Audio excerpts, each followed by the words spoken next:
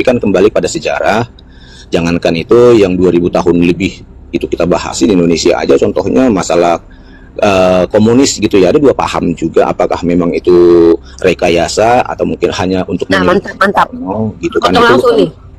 Intinya saya potong Bang. Intinya saya potong. Artinya dari semua narasi Abang hanya membuktikan kepada kita bahwa sejarah itu bukan informasi yang absolut, benar nggak?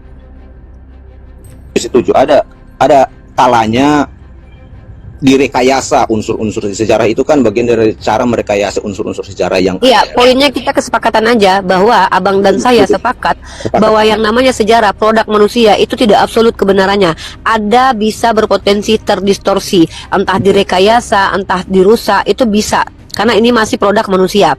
Maka itulah perbedaannya dengan kitab suci ya Bangku. Kitab suci itu absolut benar Bang, mutlak kebenarannya. Kalau ada kitab suci yang tidak mutlak kebenarannya, maka dia tidak bisa dikatakan kitab suci. Maka kalau mau diskusi dengan saya, tema yang bagus kita bahas adalah apa alasan kitab kita dikatakan suci. Insya Allah kalau saya ditanya begitu Bang, saya punya banyak jawaban dan berkorelasi semua jawaban saya, karena dan jawaban saya pun ada dasarnya di Al-Quran. Al-Quran saya dikatakan suci contohnya bukan karena saya yang memberikan parameter kesucian Al-Quran Bang. Kalau saya yang memberikan parameternya, maka itu kitab suci menurut saya. Tapi Al-Quran saya itu Bang, parameter kesuciannya datang dari Al-Quran sendiri. Dia punya parameter sendiri Bang. Mana dalilnya? Saya tunjukkan, ada 3 dalil nih. Allah berfirman dalam Al-Quran, wa in kuntum fi raibim mimma nazalna ala abdina fa'tu bi suratin min mislih. Maka di situ Allah menegaskan bahwa yang namanya kitab suci itu tidak bisa ditiru. Artinya kalau ciptaan manusia, buatan manusia bisa ditiru, tapi yang namanya ciptaan Allah tidak akan ada yang mampu meniru sampai kapanpun. Itu yang pertama. Yang kedua, dalam surah An-Nisa ayat 84 kalau tidak salah, afala yatadabbaruna al-Qur'an, di situ dikatakan apakah kalian tidak mentadabbur Al-Qur'an? Kalau seandainya bukan dari sisi kami kata Allah, maka tentu banyak ikhtilaf di dalamnya, atau tentu banyak kontradiksi. Di situ Allah mengajarkan kami, Al-Qur'an sendiri mengatakan bahwa ciri-ciri kitab suci itu tidak boleh ada kontradiksi. Maka kalau seandainya saya bertanya kepada seluruh manusia dan jin di muka bumi ini, tunjukkan satu bukti secara ilmiah Al-Quran kontradiksi, mungkin saya adalah orang pertama yang meninggalkan agama Islam. Tapi dengan catatan, kaidahnya ilmiah, menggunakan metode linguistik yang betul-betul menggunakan pendekatan ilmu bahasa, bukan karena ketidaktahuan dan terjemahan yang kalian tidak pahami. Yang ketiga, kenapa Al-Quran dikatakan suci? Selain Al-Quran itu tidak dapat ditiru dan tidak ada kontradiksi di dalamnya, maka Allah katakan dalam surah Al-Hijr ayat 19 atau 9 ya. Mohon maaf kalau saya salah nomornya. Inna nahnu nazzalna dzikra wa inna lahu lahafizun. Kata Allah, sesungguhnya kami yang turunkan Al-Quran dan kami yang menjaganya. Penegasan Allah di sini membuat kami tahu bahwa ciri-ciri kitab suci atau ciri-ciri perkataan Tuhan itu terjaga. Maka untuk menggugurkan statement Al-Quran dan statement saya sebagai seorang muslimah yang membuktikan kebenaran agama saya, umat Kristen, umat Hindu, umat Buddha, ateis, skolar, profesor, doktor, jin, hantu belau, nyi blorong, nyi roro kidul, buktikan kepada saya bahwa ada bukti ilmiah Al-Quran terdistorsi. Maka ketiga statement ini tak terbantahkan, terbukti kebenarannya, dan tak terbantahkan kebenarannya berdasarkan akal dan hati nurani. Kenapa Al-Quran tidak dikatakan benar? Kenapa ditolak kebenaran Al-Quran? Maka inilah pilihan kalian. Ketika sudah sampai kebenaran dan kalian tak mampu membantah dan kalian menolaknya, maka tepatlah kalian dikatakan kafara atau kafir atau menolak. Maka ketika kalian masuk neraka, maka sudah sah kalian dapat hukuman yang Allah berikan karena keingkaran kalian. Mengingkari akal yang diberikan, mengingkari hati nurani yang diberikan, mengingkari ilmu yang diberikan. Wallahu a'lam bishawab. Ini Bang, ini epistemologis, atau ini adalah siapa, mengapa, di mana, bagaimana, kenapa Al-Quran dikatakan suci. Saya jawab menggunakan dasar literasi, bukan asumsi. Dan ini saya sedang membuktikan bahwa Al-Quran saya layak dikatakan suci. Tapi kalau saya tanya kepada umat Kristiani, apa alasan kitab kalian dikatakan suci? Bisa nggak menjelaskannya? Baik, selamat siang Uni. Bisa saya tanggapi ini. Bertemu lagi dengan saya Uni. Standar kami mengatakan suci itu kan udah pasti beda dengan standarnya yang digunakan oleh saudara kami yang Muslim. Uni pastinya dengan standar-standar yang tadi.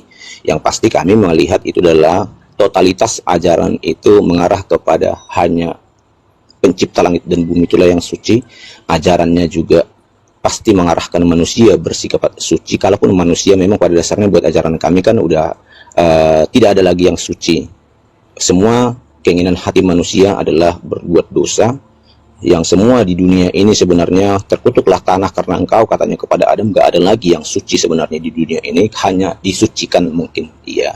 Jadi parameter kami juga seperti itu. Pada dasarnya tidak ada manusia di bumi ini yang suci kalau bukan daripada yang ilahi saja. Itu yang menjadi dasar kami. Jadi ajarannya juga pasti akan mengarahkan kepada arahnya adalah Instruksi Bang Laingan, instruksi. Sepertinya Anda salah menangkap poin kita. Poin kita bukan saya mengerti manusia yang suci, standarnya tapi yang kitab tadi kan. suci, Bang.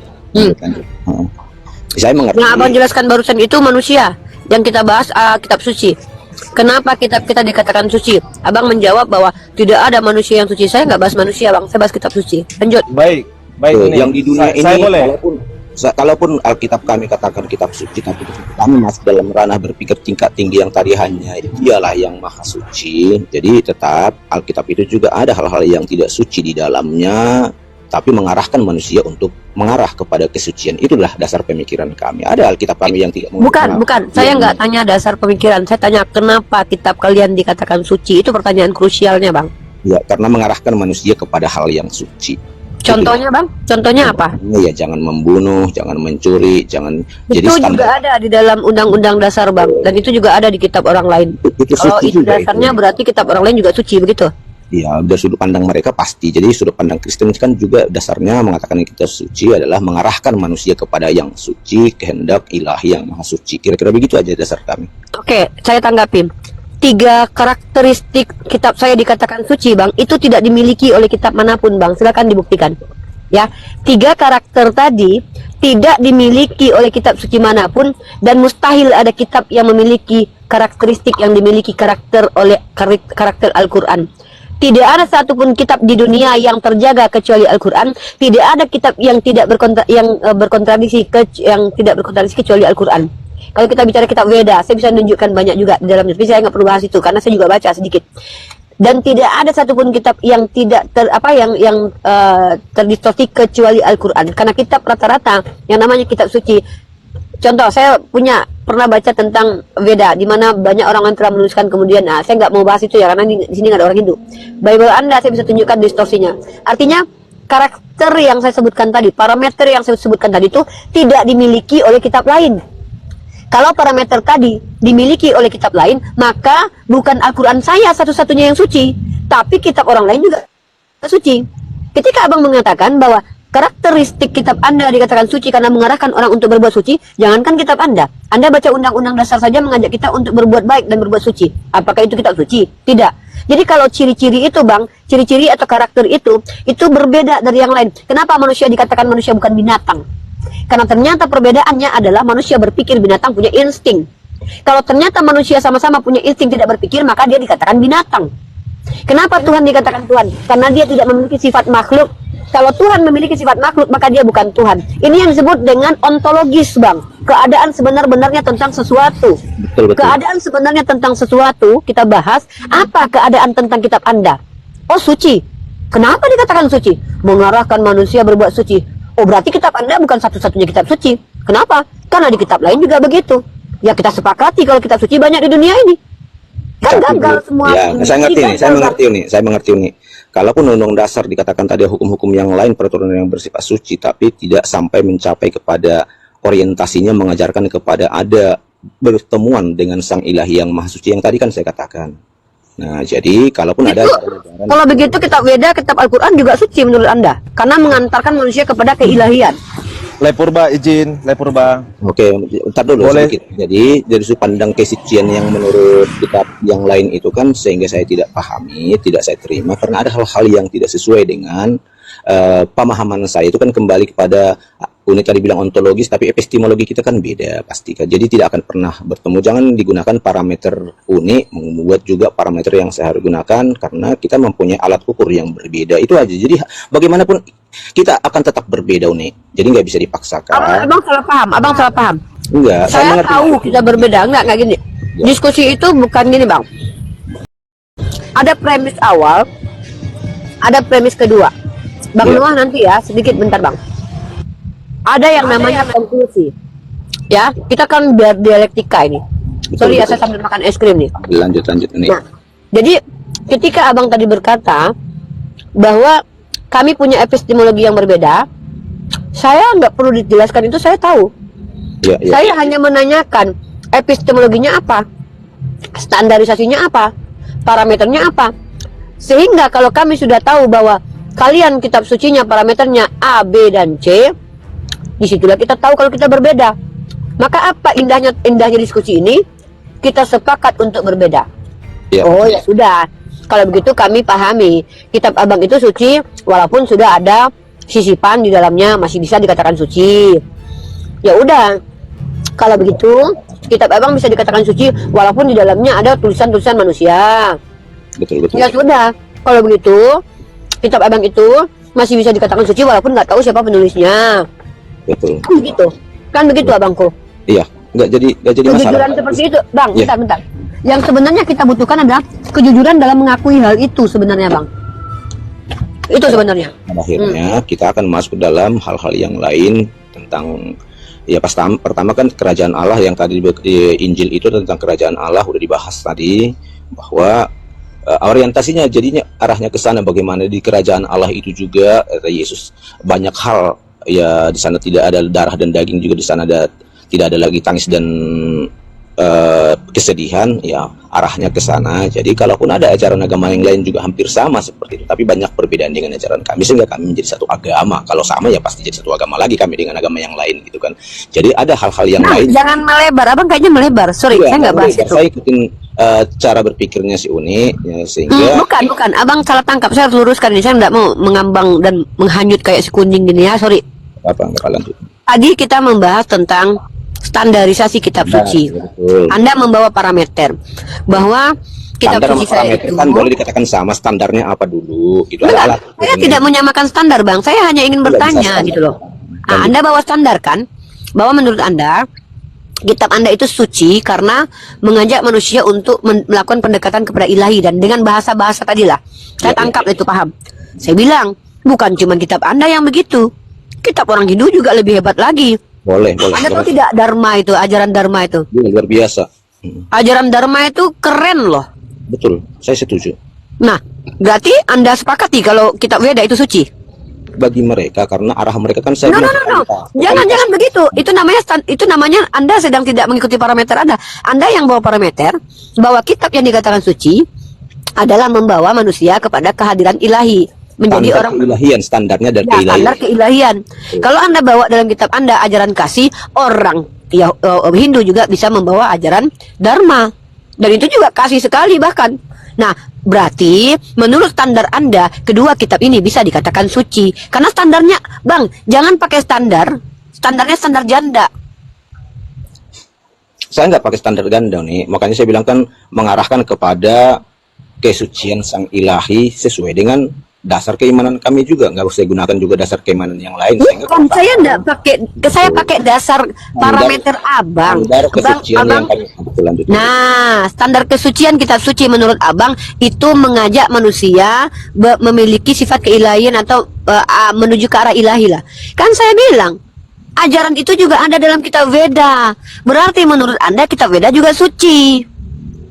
Paham nggak? Tapi belum mencapai ke standar keilahian yang kami miliki, kira-kira gitu. Ada perbedaan. Dari mana Anda tahu? Ya, karena Bisa nggak kita buka di sini betapa kerennya ajaran-ajaran orang Hindu. Bahkan kalau kita bicara tentang ajaran Islam nggak terbandingkan ya. Kalau masalah itu nanti blunder di sini kalian. Nggak, contoh ajaran-ajaran apa hebatnya? Oke, kalau gitu gini aja deh. Kita langsung challenge saja nih. Apa hebatnya ajaran Kristen dibandingkan agama lain? Silakan jawab.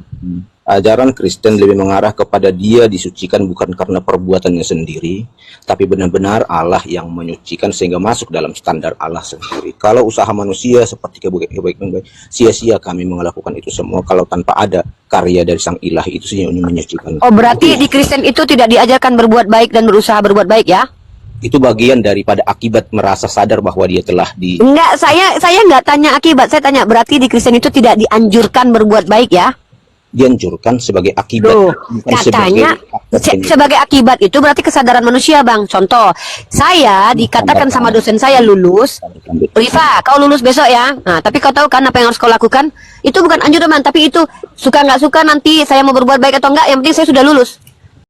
Oke, tapi kita Ya kan? tahu Yang masuk ke kalau kampus yang yang anjuran lain. tuh begini bang, anjuran tuh begini bang. Kalau kau mau lulus kau belajar, berarti dianjurkan belajar. Tapi kau nggak perlu belajar, kau sudah pasti lulus. Tapi nanti setelah kau lulus kau tahu kan apa yang kau lakukan?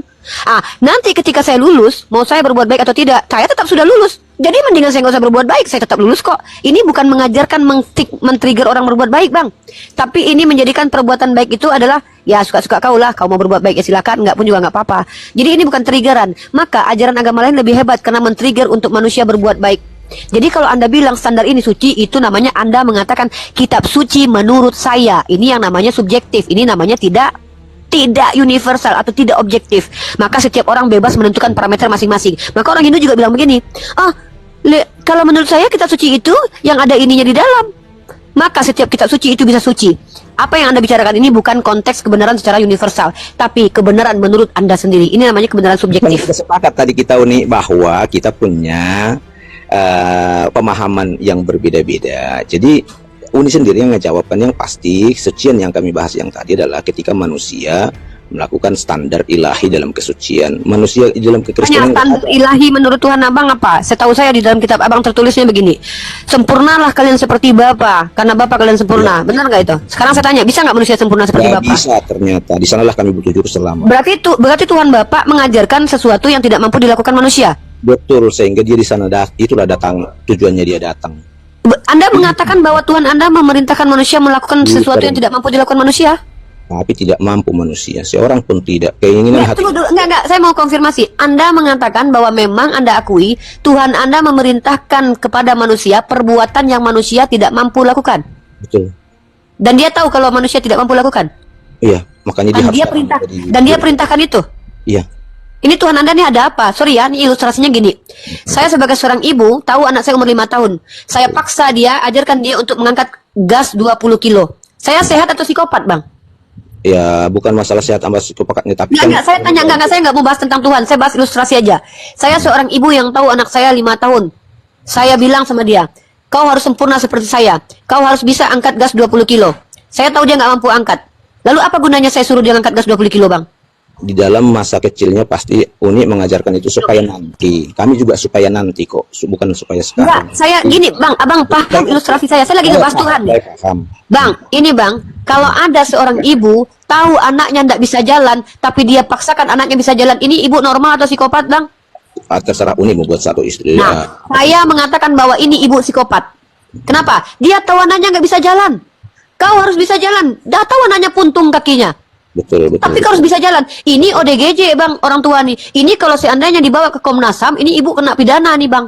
Nantinya ada Tuhan yang memberikan hukum kepada hambanya, ternyata hukum itu tidak mampu dilakukan oleh hamba itu. Dan Tuhan tahu kalau manusia tidak mampu lakukan itu. Ngapain disuruh, Bang? Ini dia datang di sana lah, iman percaya kami yang beda dengan. Nah, kalau gitu ngapain dia suruh? Kalau toh dia juga yang nanti mati datang untuk menebus dosa, ngapain dia suruh? Yang tidak mau juga menerima itu, itulah dasar ini. Ya kalau begitu semua yang mau tidak mau melakukan itu tetap tertebus oleh darah dia, ngapain dia suruh? Itulah maknanya Kristus bagi kami. Bukan pertanyaannya, ini Tuhan Abang nih manfaatnya ngapain nyuruh manusia berbuat ini berbuat itu sementara manusia tidak mampu lakukan, apa gunanya? Benar nih, karena sejak semula Adam sebenarnya nggak direncanakan seperti itu, tapi Adam memilih. Tunggu. Abang bilang bahwa Tuhan Abang tidak merencanakan Adam berbuat salah, maksudnya apa? Enggak, karena jikalau engkau memakannya, setelah engkau mati. Jadi dasar iman Kristen itu sebenarnya udah didasari dengan pemikiran-pemikiran yang panjang. Jadi saya enggak lagi, Bang, jangan bicara pemikiran Tuhan. Abang nggak mungkin tahu pemikiran Tuhan. Yang saya tanya adalah, menurut pemahaman Abang, Tuhan tidak menginginkan Adam jatuh atau menginginkan Adam jatuh? itu nanti kita bahas. Yang pasti tadi standar kitab suci yang tadi dulu dapat gambaran. Karena Anda bawa ke sana, maka saya harus konfirmasi ini cara berpikir Anda. Kalau cara berpikir Anda tentang hukum Tuhan saya sudah dapat. Anda percaya bahwa Tuhan Anda itu katanya Tuhan Maha Kasih, katanya Tuhan Maha Kasih nih.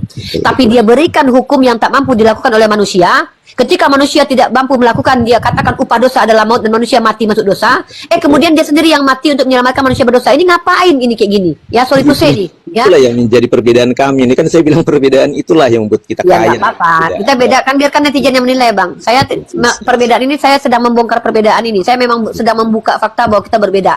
Nah, jadi seolah-olah ini, mohon maaf nih Bang, kalau saya mengilustrasikan tadi, saya seorang ibu tahu anak saya umur 3 tahun, saya paksa dia mengangkat gas 20 kilo, ketika saya perintah, kalau kau tidak mampu mengangkat gas 20 kilo, kau mati. Saya tahu padahal dia tidak mampu mengangkat gas 20 kilo. Akhirnya apa? Karena saya lihat dia tidak mampu, ya udah deh ibu aja yang ngangkat. Ini ngapain? Ngapain kau bu? Kau suruh anakmu angkat 20 kilo, sementara kau tahu dia nggak mampu angkat. Agak lain kau memang. Pasti saya akan bilang begitu. Iya, Nah, boleh, nggak apa-apa. nah sekarang saya tanya nih. Ketika Adam berdosa, Tuhan Anda itu menginginkan tidak Adam berdosa atau menginginkan Adam tidak berdosa? Silakan dijawab. Menginginkan Adam tidak berdosa. Nah, Adam berdosa nggak? Berdosa. Berarti Tuhan Anda menginginkan sesuatu, keinginannya tidak terpenuhi. Iya, Dia Tuhan loh. betul. Keinginannya tidak terpenuhi ketika Bagaimana Anda minta kepada dia, keinginannya aja nggak terpenuhi, masa keinginan Anda bisa terpenuhi? Ya, ulangi. Kehendak bebasnya manusia diberikan taat apa enggak? Kira-kira begitu. Yang memberikan kehendak bebas siapa? Dia sendiri. Dia tahu nggak kalau seandainya dia berkehendak bebas ini manusia akan ingkar? Di sanalah dikatakan bahwa Allah maha kasih tapi maha adil juga. Keadilan itu juga ada. Kalau enggak, Bang, adilnya di mana, Bang? Coba saya tanya. Di mana adilnya ketika Tuhan Anda tahu manusia kalau diberikan free will dia akan mengingkari? enggak. Lalu Saya dia tetap katakan, memberikan free will itu, tapi ketika manusia mengingkari dia matikan manusia, lalu tiba-tiba ketika dia ancam manusia mati kalau seandainya mengingkari, tapi ujung-ujungnya nggak jadi matikan karena dia yang mati sendiri. Ini ada apa, Bang? Ada apa dengan psikologis Tuhan, Bang? kasihnya itu yang Ngapain, lebih Bang? besar daripada Di mana keadilan. dikatakan kasih? Tunggu. Di mana dikatakan kasih? Dia yang beri standar sendiri, dia yang kasih free will sendiri, dia pula yang mati sendiri. Apa gunanya Tuhan seperti ini, Bang? Mohon maaf, Nah, Bang, harus kasar. Ya, betul. Apa Tuhan seperti itu? Di sanalah keadilan dan kasih itu nyata. Gitu. Adilnya di mana? Adilnya di mana? Adilnya tetap harus konsekuensi akibat dosa itu harus ada yang diselesaikan, tapi manusia tidak bisa menyelesaikan. Tunggu dulu. Siapa yang mengatakan bahwa konsekuensi itu harus diselesaikan? Yang namanya adil, berarti ada Adil konsekuensi. itu artinya apa? Adil itu artinya apa? Ya, standar Allah yang pasti dibilang tadi kan awalnya standar kesucian maha kudus yang tadi. Jadi kembali Dia kepada bikin standar. Ini berarti gini nih, Bang. Tuhan Abang bikin standar. betul. Dia ciptakan manusia harus mengikuti standar dia. Iya.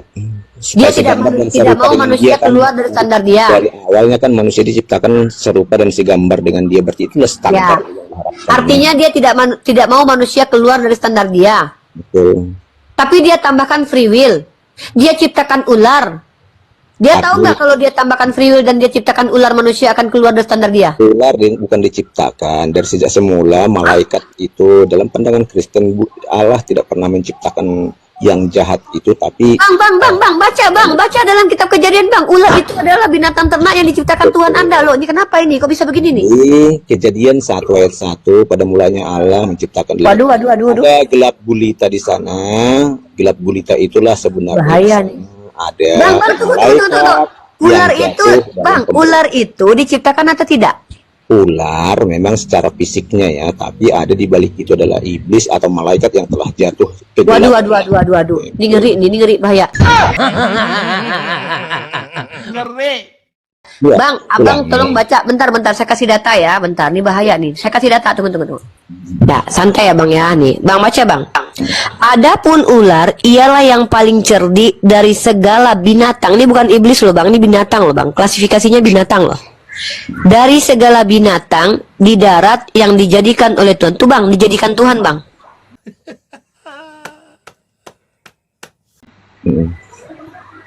Masalahnya apa nih? Abang bilang kan kita bicara tentang Adam itu, dia jatuh ke dalam dosa karena iblis kata Abang. Tapi di ayat ini bukan karena iblis Bang, tapi karena ular. Oke. Udah. Nah, baca itu Bang. Bisa saya tanggapi. Berkata kepada perempuan itu, tentulah Allah berfirman semua pohon dalam taman ini jangan bukti kalau ular yang berbuat salah Bang, yang dikutuk ular bukan iblis Bang. Buktinya ular sampai sekarang yang jalan pakai perut Bang. Abang tahu kan ular itu dikutuk jalan pakai badannya?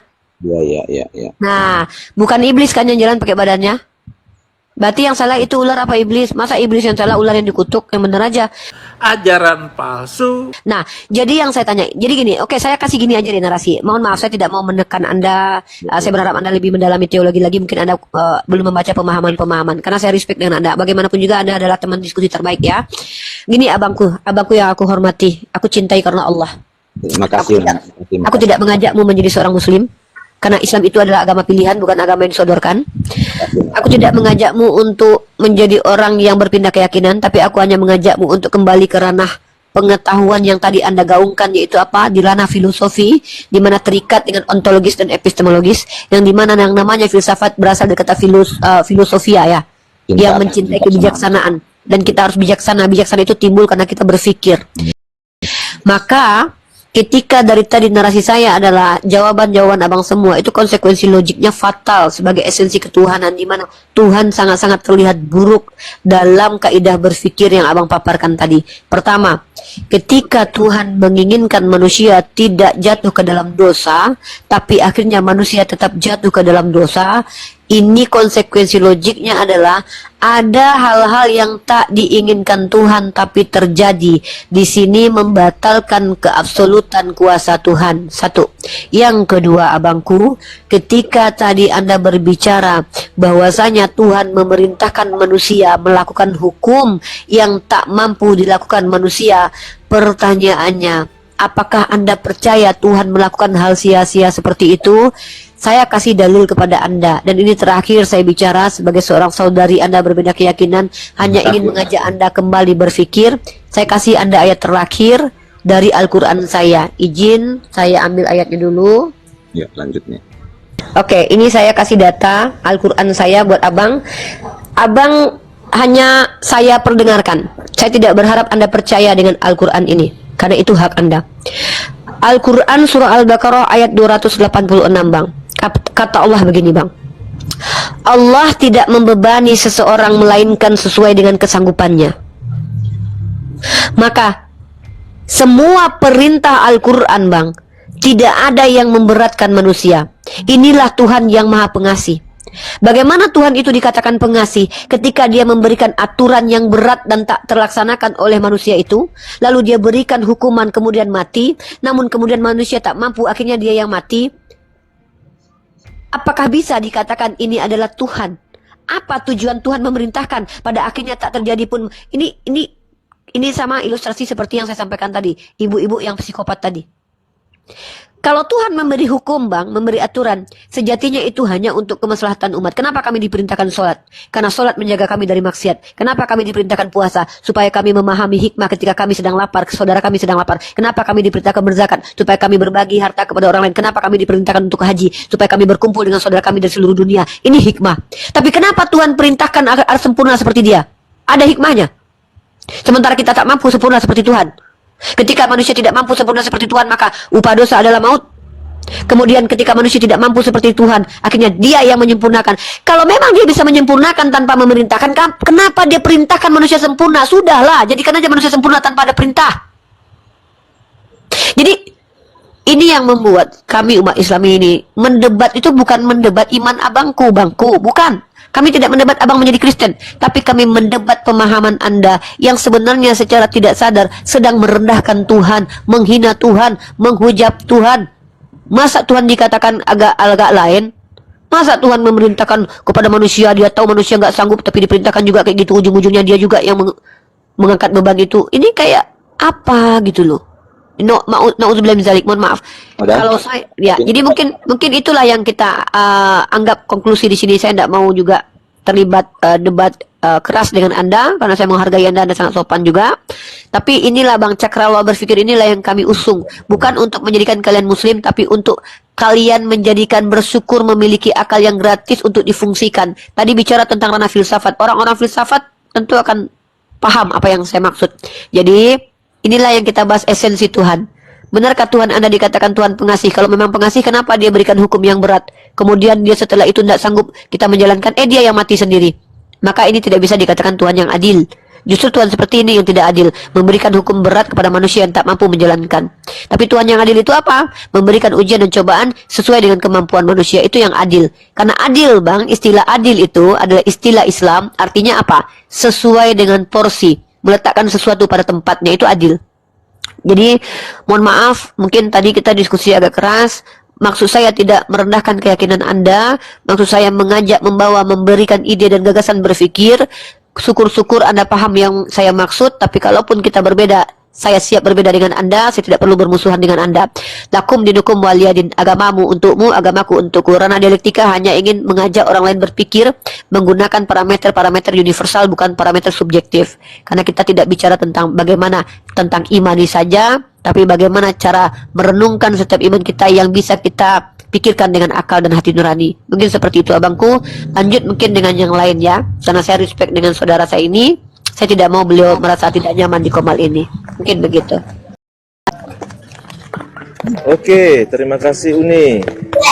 Ya, selamat sore Uni, selamat siang nih. Mantap narasi-narasinya. Nah, sekarang boleh giliran kuleku. Siap, siap. Oke. Jadi Uni, sebelum kembali ke tema awal tadi mengenai kitab suci, kitab siapa yang kitab suci, siapa yang mana kitab yang tidak suci, saya ingin menambahkan sedikit ataupun mengulang sedikit serta menyanggah apa yang Uni katakan di sesi terakhir tadi, bahwasanya kalau Tuhan Anda itu Maha Pengasih, kenapa harus diberatkan kepada hukum-hukum yang tidak sanggup dilakukan oleh manusia, kan begitu. Oke, saya juga ingin mengembalikan perkataan ini sebagai salah satu contoh ya. Provinsi Daerah Istimewa Aceh, satu-satunya provinsi di Indonesia dengan mayoritas 99,99,99% beragama Muslim, memiliki rumah ibadah, masjid, musola, dan surau terbanyak di Indonesia. Saya ingin tanya sama Uni, di mana keadilan Tuhan, di mana Maha Pengasih Tuhan? Mereka sudah beribadah loh, semampu mungkin, sebaik mungkin untuk mengasihi Allah Subhanahu wa Ta'ala. Kenapa Allah menghukum mereka, mengambil nyawa-nyawa mereka? Banyak tuh anak-anak yang tidak berdosa mati. Banyak itu para ulama-ulama yang terkenal, ulama-ulama yang taat kepada perintah Allah. Kenapa harus dimatikan? Itu kan pertanyaan juga nih. Baru ada juga untuk orang-orang yang bertobat, lagi bertobat on proses gitu. Kenapa diambil? Kalau sudah, biar saja. Ya oke, silakan Uni. Oke. Saya mau jawab dengan dalil bahwa dalam Islam itu segala sesuatu yang bernyawa pasti mati. Bukan cuma ulama. Semua makhluk yang bernyawa pasti mati. Karena Allah tetapkan begitu. Itu dipahami dulu premisnya ya, brother. Biar nggak terulang nanti pertanyaannya. Yang kedua, kenapa Allah membiarkan Aceh terkena tsunami sementara di situ terkenal sebagai kota Serambi Mekah? Dalam Islam, anak kecil yang meninggal sebelum balik auto surga. Dalam Islam, seseorang yang berjihad fisabilillah, sedang bekerja, sedang mengajar, sedang belajar, sedang mencari nafkah, meninggal, syahid. Jadi justru suatu keuntungan bagi seorang bayi itu meninggal karena dia tidak pernah bersentuhan dengan dosa. Lalu bagaimana dengan orang yang dibiarkan panjang umur? Justru itu yang terbaik buat dia. Karena dia diberikan kesempatan mengetahui bahwa Tuhan yang menciptakan dia Maha Pengasih, ketika dia berbuat dosa dan bertobat, Allah ampuni. Di dalam Islam segala sesuatu yang ditakdirkan oleh Allah itu semuanya adalah baik. Dengan kehadiran iblis itu juga baik. Kenapa? Tanpa iblis Mohon kita izin tidak. dulu ya nih, ada kerjaannya nih. Siap-siap abangku, siap ya. Kalau tanpa iblis, memang Anda tahu mana yang benar. Tanpa ada kesalahan, Anda tidak tahu mana yang benar. Tanpa ada hitam, Anda tidak tahu putih. Justru dengan adanya iblis, maka manusia sadar bahwa manusia ini diciptakan dengan sebaik-baiknya bentuk. Manusia jauh lebih mulia daripada iblis. Kalau tidak ada iblis sebagai parameter kejahatan, maka manusia tidak bisa dikatakan benar. Ini yang disebut dengan keseimbangan. Di mana letak keadilan Allah membiarkan Aceh tsunami? Justru dengan begitu Allah adil. Kenapa hukum Islam yang adil? Anak bayi meninggal, auto surga. Orang lansia meninggal. Ketika dia meninggal dalam keadaan beristighfar kepada Allah, auto surga. Syahid. Di kami itu, bayi itu nggak berdosa, Bang. Justru di Kristen bayi itu berdosa. Ketika ada bayi baru lahir umur 2 hari mati, berdosa, upah dosa adalah maut. Ngapain dia lahir kalau hanya untuk mati? Kan lucu Tuhan Anda menghadirkan sesuatu yang nggak ada manfaatnya. Dalam Islam tidak ada semua yang tidak ada yang sia-sia dari ciptaan Allah. Bahkan kotoran pun ada manfaatnya. Jadi pupuk contohnya. Jadi semua yang Allah ciptakan itu Allah tidak sedang bermain-main. Kecuali Tuhannya gabut menciptakan sesuatu nggak ada manfaat. Duh, gimana ya cara jelasinnya? Duh, gimana nih ya?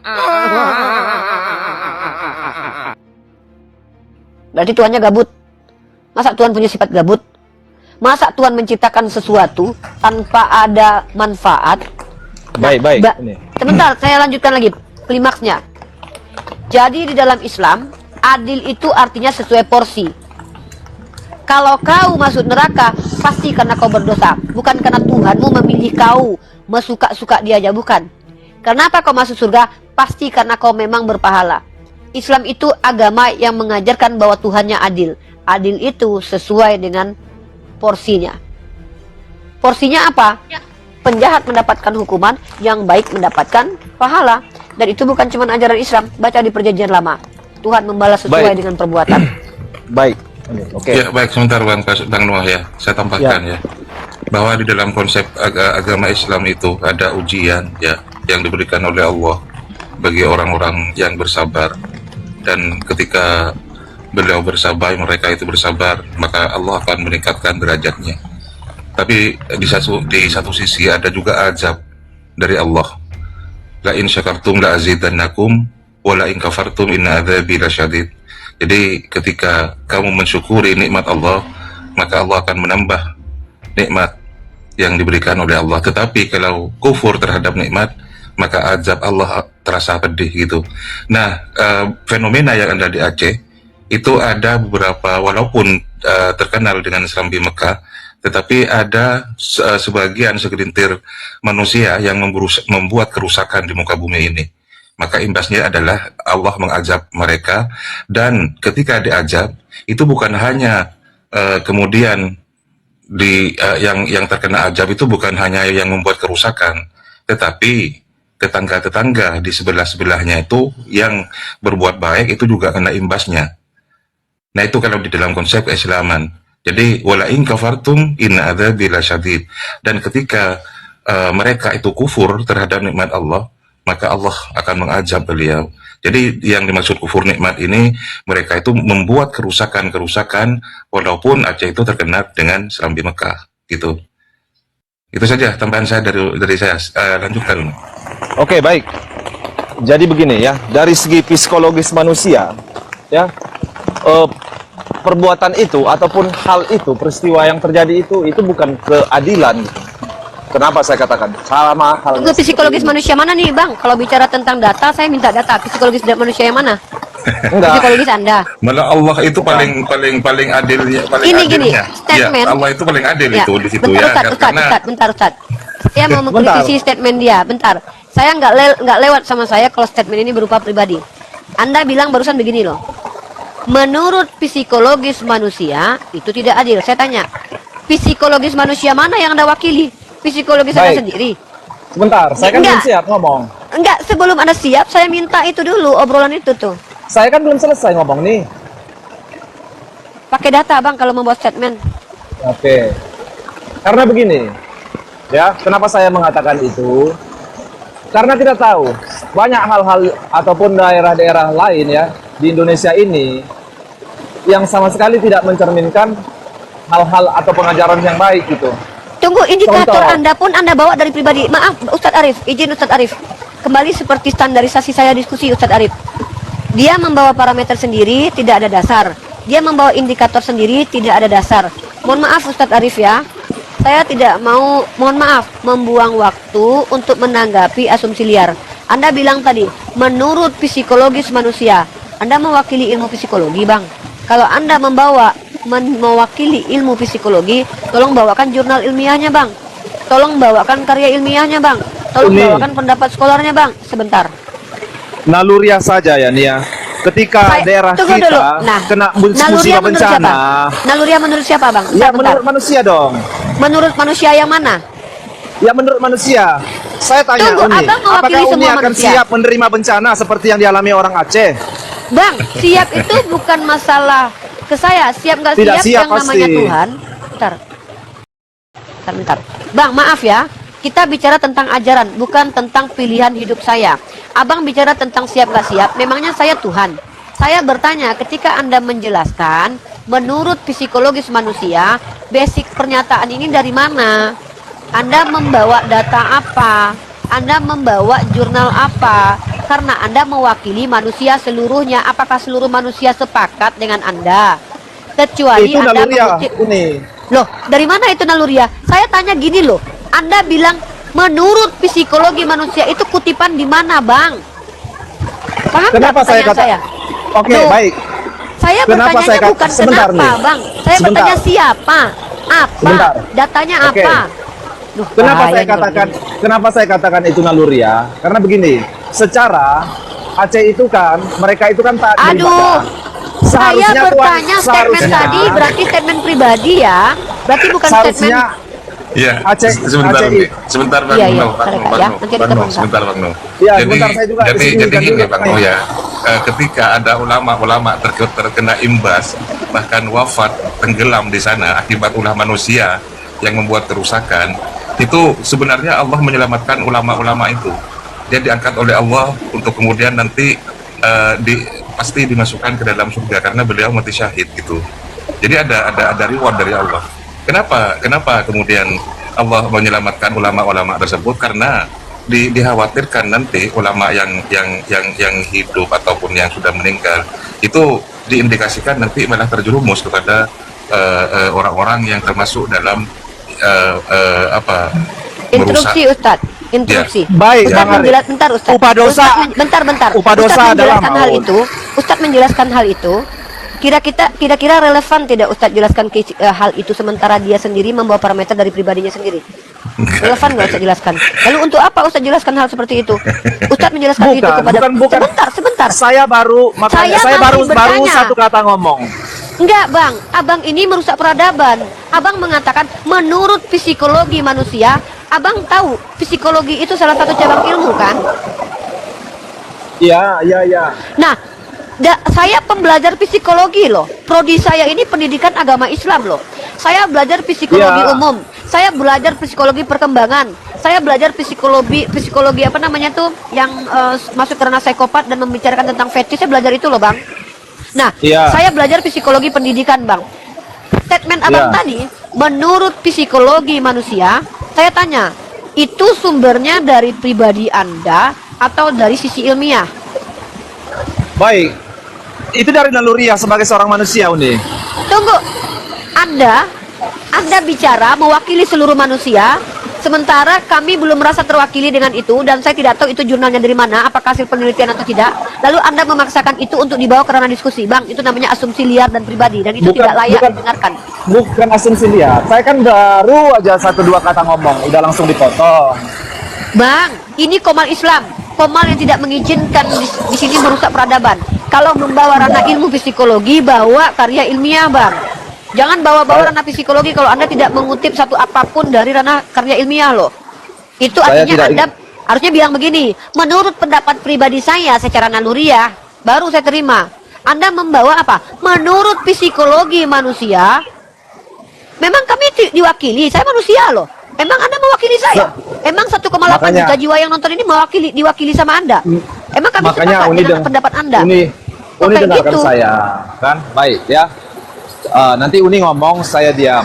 Dalam Al-Quran saya, kematian itu adalah takdir Allah. Sejak kapan Allah berfirman upah dosa adalah maut? Kok Anda mencampurkan ajaran Anda lalu menuntut ajaran itu saya implementasikan? Anda lucu ini. Ini kan diskusi lintas agama. Diskusi lintas agama itu tidak mencampur adukan, Bang. Saya tidak Anda. mencampur adukan. Loh. Saya kan menurut yang saya imani. Ini Tidak, Bang. lucu ini. Kristen. Nggak Oke, mungkin kalau saya begitu- bawa dalil Islam. Kan nggak mungkin. Loh, harusnya saya yang bertanya begitu. Dalam kitab Anda upah dosa adalah maut. Orang yang Ya. mencuri permen di Alfamart dengan orang yang membunuh ribuan manusia sama hukumannya maut. Bayangkan ya. Karena saya menganggap Jangan lari, mereka... Bang. Jangan lari. Saya nggak lari. Saya tanya, ketika di iman Anda upah dosa adalah maut, Ya. maka Yesus itu mati. Berarti dia berdosa. Tidak, dia tidak berdosa. Loh, Ya memang orang Kristen itu selalu aneh, harus aneh. Kalau belum aneh, belum orang Kristen namanya. Makanya saudara harus aneh. Hanya dia Upah satu-satunya dosa tidak berdosa. adalah maut. Berarti Iya. tidak konsisten. Upah dosa Enggak, adalah bukan. mati. Tuhan Anda mati nggak? Ya, dia mati tapi dia tidak berdosa. Ya sudah, berarti bohong. Upah dosa adalah maut. ajaran palsu,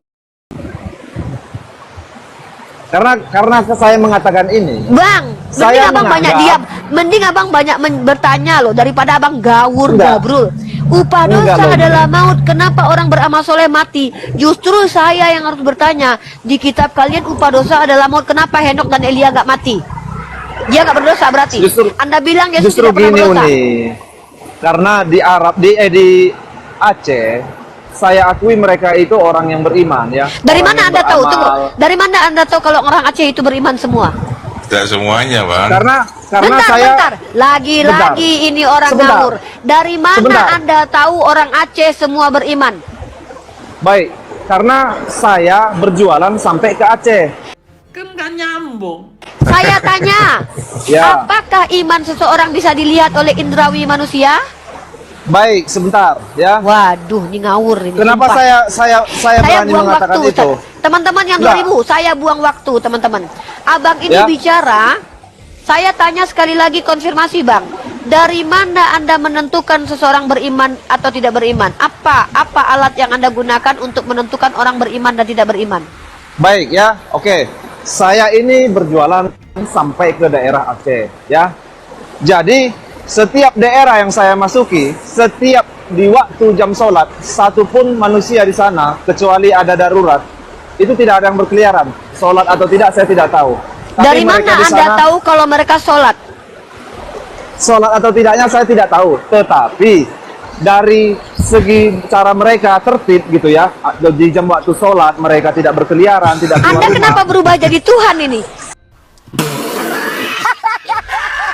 Anda Bukan. adalah manusia yang mampu melihat iman seseorang. Parameternya bukan seperti Jadi- itu, Bang. jadi Saat gunanya itu juga seperti Sudah, Mekah sudah. ada gitu. banyak Udah bandar gini aja. narkoba di situ. Abang nanya, nggak usah Ustaz Arif, itu jangan sampai ke sana. Kita lagi nggak bahas perilaku. Saya mau Anda bicara itu pakai data, Pak. Kalau nggak diam, kalau nggak bertanya saja. Ya, sorry nih. Saya nggak mau buang waktu, Bang Noah. Anda 3 kali lo bicara di sini ngawur. Ya Satu, sudahlah. menurut Kita ganti. psikologi Islam, Anda nggak bawa data. Ini menurut Anda pribadi. Kedua, Anda mengatakan orang Aceh pasti beriman. Emang Anda Tuhan? Tahu tidak? Terlihat baik belum tentu baik. Terlihat kurang ajar belum tentu kurang ajar. Tunjukkan kepada saya indera manusia mana? Apa indera manusia yang mampu melihat iman seseorang? Oke, baik, udah. Kita kembali aja ke topik utama mengenai kitab suci. Udah, capek Bang, kita. Saya Karena dari berbi- tadi tidak karena ada niat berbicara diskusi ini- dengan Anda. ini Saya justru dari ada tadi tanya. tidak mengajak Anda diskusi. Saya menyuruh Anda bertanya. Kalau diskusi itu harus berimbang. Berbicara sekarang- dua arah. Jangan ngomong dulu. Saya Oke. kasih aturan dulu di Komal ini. Dari tadi Anda tidak ikut aturan. Dengarkan wahai saudaraku yang menonton 2,2 juta jiwa. Saya seorang mahasiswi. Waktu bagi saya adalah uang dan ilmu. Saya tidak mau menyediakan waktu saya terbuang untuk menghadapi orang dengan asumsi liarnya. Karena kita akan debat kusir. Dari tadi saya sudah bilang, dari beberapa hari yang lalu, berapa bulan, berapa tahunnya lalu, saya selalu bilang, kalau saya ada di komalnya umat Islam, kalau saya membuka komal, standarisasi diskusi dengan saya itu pakai data. Kalau kalian membawa statement tanpa data, diamlah. Kalau Oke, kalian baik. tidak mengerti apa-apa, bertanyalah. Baik. Bentar Udah. dulu Bang Noah, dari tadi Anda minta waktu untuk bicara, tapi yang Anda sampaikan adalah asumsi liar tanpa data. Enggak, Ini saya room nggak mau- mencerdaskan bangsa, Bang. Ini room Saya tempat edukasi publik, Bang. Iya, saya nggak mau lagi bahas mengenai yang masalah Aceh atau apa. Sekarang kita kembali ke topik utama seperti topik Anda kepada Bang Purba tadi mengenai kenapa kitab kami dikatakan suci. Kalau kitab Islam kenapa dikatakan suci? Kita kembali ke situ aja supaya kita bisa berbasis data. Oke. Anda siap? Bang, Anda menawarkan kepada saya tema itu dan Anda bertanya kepada saya siap. Oke, udah siap Uni? Bang, silahkan Anda menjawab pertanyaan saya. Kenapa kitab Anda dikatakan suci? Kenapa Anda bertanya kepada saya siap atau tidak? Saya Oke. yang menjadi narasumber di sini, Bang. Melawak United ni udah kelihatan goblok ya kan. Baik. Jadi kalau secara tulisan langsung di Alkitab bahwasanya ini adalah memang benar-benar kitab ya, kitab suci yang memang harus diturunkan kepada manusia. Itu secara eksplisit itu tidak ada ya. Tetapi dari mana kita meyakini bahwa kitab itu kitab suci? Karena di dalam kitab itu termuat banyak hal yang manusia tidak ketahui. Pertama, sebagai salah satu contoh, adanya penciptaan langit dan bumi. Terus mengenai aturan-aturan hukum dalam kehidupan manusia, sebagai contoh seperti hukum Taurat.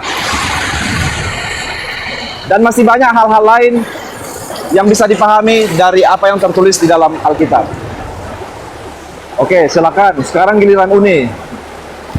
Kenapa kitab Anda dikatakan kitab suci? Kitab saya dikatakan suci, pertama adalah saya sudah jawab pakai dalil, Anda nggak pakai dalil. Dari tadi saya sudah bilang, bicara tuh pakai data. Dalam surah Al-Baqarah, Bismillahirrahmanirrahim, wa in kuntum fi raibin mimma nazalna ala abdina fa'tu bi suratin min mislih. Itu data namanya. Itu dalil namanya. Itu Al-Qur'an. Kalau kalian ragu terhadap apa yang diturunkan kepada hamba Allah yang bernama Muhammad ibnu Abdullah ini, maka buatlah semisal. Maksudnya apa? Al-Quran tidak dapat ditiru. Tunjukkan kepada saya ada satu kitab yang tidak dapat ditiru di muka bumi ini. Parameter itu hanya dimiliki oleh Al-Quran. Independen parameternya. Kedua, dalam surah An-Nisa ayat 84 atau 82 dikatakan bahwa seandainya ini bukan datang dari sisi Allah, tentu banyak kontradiksi di dalamnya. Tunjukkan kepada saya kalau Al-Quran ada kontradiksi. 1400 tahun lamanya para orientalis berusaha menyerang Al-Quran. Sudah adakah karya ilmiah yang mengatakan Al-Quran kontradiksi? Tunjukkan datanya. Yang ketiga, Al-Quran saya dalam surah Al-Hijr dikatakan inna nahnu nazalna dzikra wa inna lahu lahafizun. Allah katakan bahwa Al-Quran terjaga. 3 parameter ini tidak dimiliki oleh kitab manapun kecuali Al-Quran. Baru ini namanya bombastis, wadidaw keren. Tapi ketika Anda bilang kitab suci saya dikatakan suci karena di dalamnya ada hukum. Tablet Hammurabi juga ada hukum. Sebelum kitab Taurat ada, sudah lebih dulu sejarawan menemukan tablet Hammurabi yang penuh dengan kaidah hukum di sana yang sama persis hampir sama dengan Taurat. Anda bilang tablet Hammurabi itu adalah kitab suci. Anda mau bilang tablet Hammurabi adalah kitab suci. Kalau Anda bilang di kitab saya tertulis bagaimana cara penciptaan langit dan bumi. Di dalam Al-Quran, huwallazi khalaqalakum ma fil ardi jami'an tsumma stawa ila samaa'i fasawwahunna sab'a samawat wa huwa bikulli syai'in alim. Di-mute dulu Bang, berisik Bang, di-mute dulu. Di Al-Quran saya juga ada Bang cerita penciptaan langit dan bumi. Dan mungkin kalau Abang lihat kitab Veda di situ juga ada. Bahkan kalau Abang mau di dalam karya-karya ilmiah bahkan dijelaskan bagaimana teori Big Bang dalam jurnal orang lain yang tidak ada kaitan dengan Tuhan. Maka itu lebih suci Bang, lebih hebat Bang, karena tidak melibatkan klaim tentang Tuhan, tapi hasil karangan manusia. Lebih hebat manusia daripada Tuhan bisa mendetailkan bagaimana proses teori Big Bang. Maka standarisasi suci kitab Anda itu dimiliki juga oleh kitab lain. Apa hebatnya kitab Anda? Kalau begitu kitab orang lain juga suci menurut Anda. 3 parameter saya tidak dimiliki oleh kitab manapun. 3 parameter saya tak mampu terbantahkan secara ilmiah. 3 parameter kitab saya itu adalah parameter universal. Kenapa? Karena yang namanya kitab suci tentu spesial. Berbeda dengan buku porno, berbeda dengan buku jurnal karya orang lain. Kalau karya manusia semua bisa ditiru, maka karya Tuhan tidak mungkin bisa ditiru. Makanya ditegaskan, wa in kuntum fi raibim mimma nazalna ala abdina fa'tu bi suratin min mislih. Kalau kalian ragu dengan apa yang diturunkan kepada Al-Quran, maka buat semisalnya. Allah tantang seluruh manusia membuktikan bahwa Al-Quran bukan firman Allah. Ini baru make sense. Ini baru standarisasi kitab suci.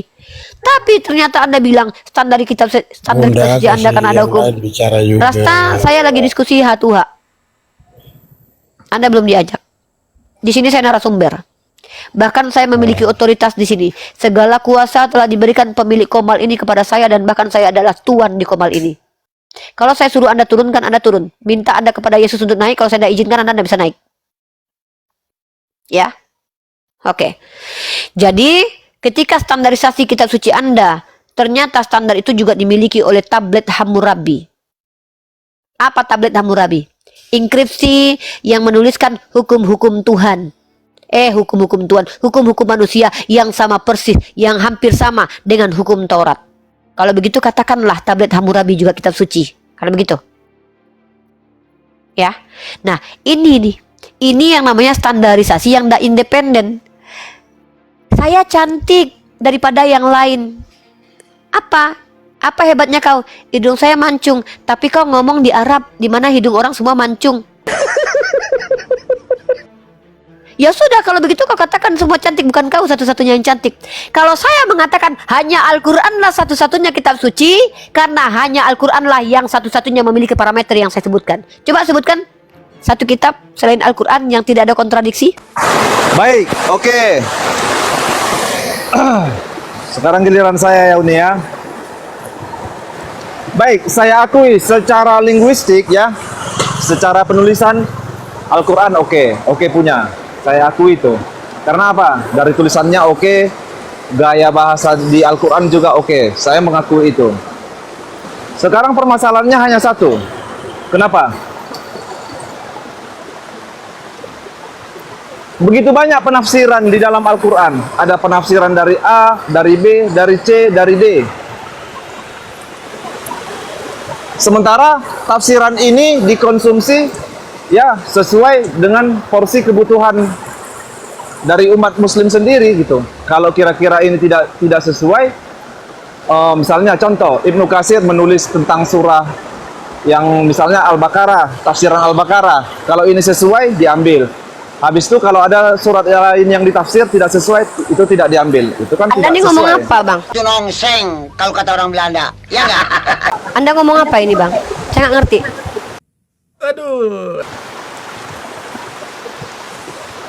Oke, ya. Sebentar, sorry. Karena hujan di sini nih. Anda maklumlah. ini ngomong apa? Kita bicara standar kitab suci loh. Iya, Apa sorry. kaitannya Di dengan sini karena tafsir hujan. Ibnu Katsir? Begini, di dalam pengajaran Uni ya, saya kasih satu contoh ya, di dalam Al-Quran itu satu nama pun tidak ada menuliskan mengenai Yudas Iskariot. Terus? Jadi ketika Anda mengatakan kitab Anda tidak kontradiksi gitu, terus kalian tahu menyebutkan Yudas Iskariot ini dari mana? Bang, kami tahu Yudas itu dari kitab Anda, Bang. Kenapa dimasukkan? Di mana dimasukkan? Lah di tafsiran Tafsir itu mengenai apa? Tafsir Ya. itu apa artinya? tafsir itu ya, itulah yang diartikan ya, diartikan secara luas. Bang, belajar bahasa Indonesia boleh ya? Saya ajarin bahasa Indonesia boleh ya? Inilah pentingnya belajar, Bang, supaya nggak mempermalukan diri sendiri kayak gini. Mohon maaf nih. Dari tadi saya sudah halangi Anda loh untuk banyak bicara loh, tapi Anda masih birahi untuk banyak bicara. Ini mempermalukan Iya. diri Anda. Saya Nggak sebagai apa-apa, ras Uni. manusia malu. Ya, tapi nggak apa-apa Nggak ya. apa-apa. Anda nggak. Iya. Ya karena memang Anda mungkin nggak punya rasa malu lagi. Iya. Dengarkan baik-baik saudaraku Noah. Kalau bicara itu ngerti dengan apa yang diomongkan. Saya tanya sama Anda, apa arti tafsiran? Gimana? Apa arti tafsiran? Tafsiran itu ya adalah tentang mengenai penjelasan-penjelasan detail ya. Untuk mengungkapkan sesuatu dari hal yang dijelaskan tadi, yang dimaksud tadi. Seperti misalnya ya seperti tafsiran kitab gitu kan. Contoh terus- tadi ada terus? Al-Quran apa? Sekarang kan saya bertanya gini. Tunggu. Oh. Bentar dulu. Narasi Anda tadi itu belum saya selesaikan tuh. Narasi tadi oke. itu harus saya hancurkan itu. Omongannya Iya. nggak jelas tadi itu. Tadi Iya. Anda bilang apa? Saya masih ingat loh. Teman-teman di Yang sini masih mendengarkan loh. Yang mana? Anda mengkritisi Al-Quran dengan mengatakan tafsir si A, tafsir si B. Korelasinya dengan benarnya kitab-kitab suci atau tidak itu apa korelasinya, brother? Apa Oke, kaitannya? baik. Kalau korelasi kitab itu benar, Hah. seharusnya tafsiran itu ya tidak boleh ada gitu. Goblok. Siapa yang bilang begitu? Siapa yang bilang kalau kitab itu. itu benar? Oke, saya tanya. Bentar nih. Nah, ini mantap nih. Ini baru nih. Nih kita masuk di sini. Saya bahas tema ini dulu ya. Saya nggak mau kemana-mana. Saya Saya tanya sama Anda, apakah kitab suci Anda boleh ditafsir atau tidak?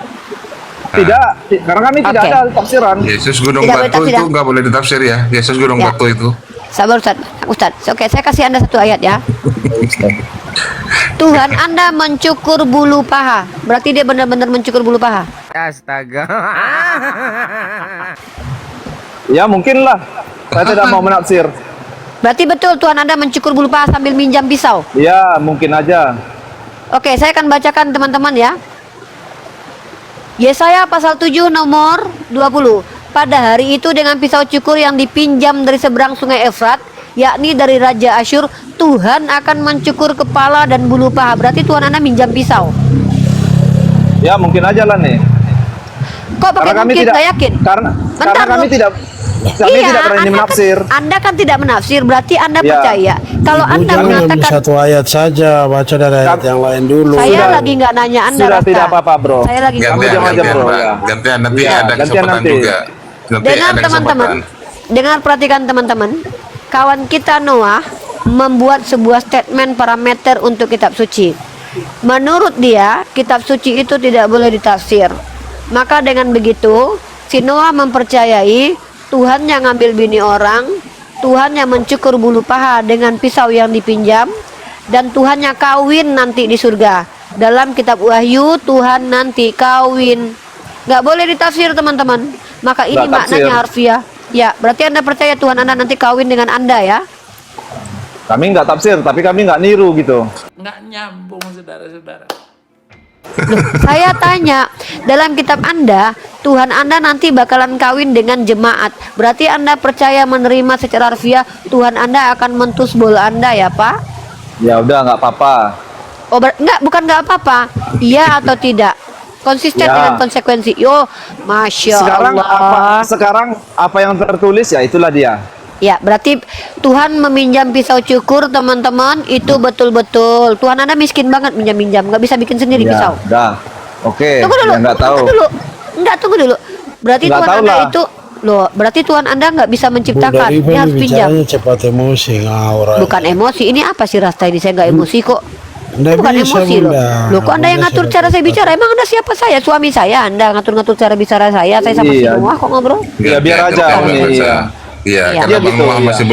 belum selesai. Belum selesai. Iya, Nanti abang ya, abang kalau dulu. belum selesai Ya. teman-teman Kristen nunggu dulu, Iya. nunggu antrian. Nunggu Kalau dulu. Noah nanti memberikan kesempatan buat teman-teman Kristen, silakan. Sabar dulu, Bang Rasta ya. Saya Ya. langsung nih, saya bernarasi. Teman-teman, inilah perbedaan kita dengan umat Kristen. Al-Quran mengizinkan menafsir Al-Quran karena Nabi Muhammad itu yang menjelaskan Al-Quran. Ada perintahnya di Al-Quran dalam surah Al-Furqan ayat 33.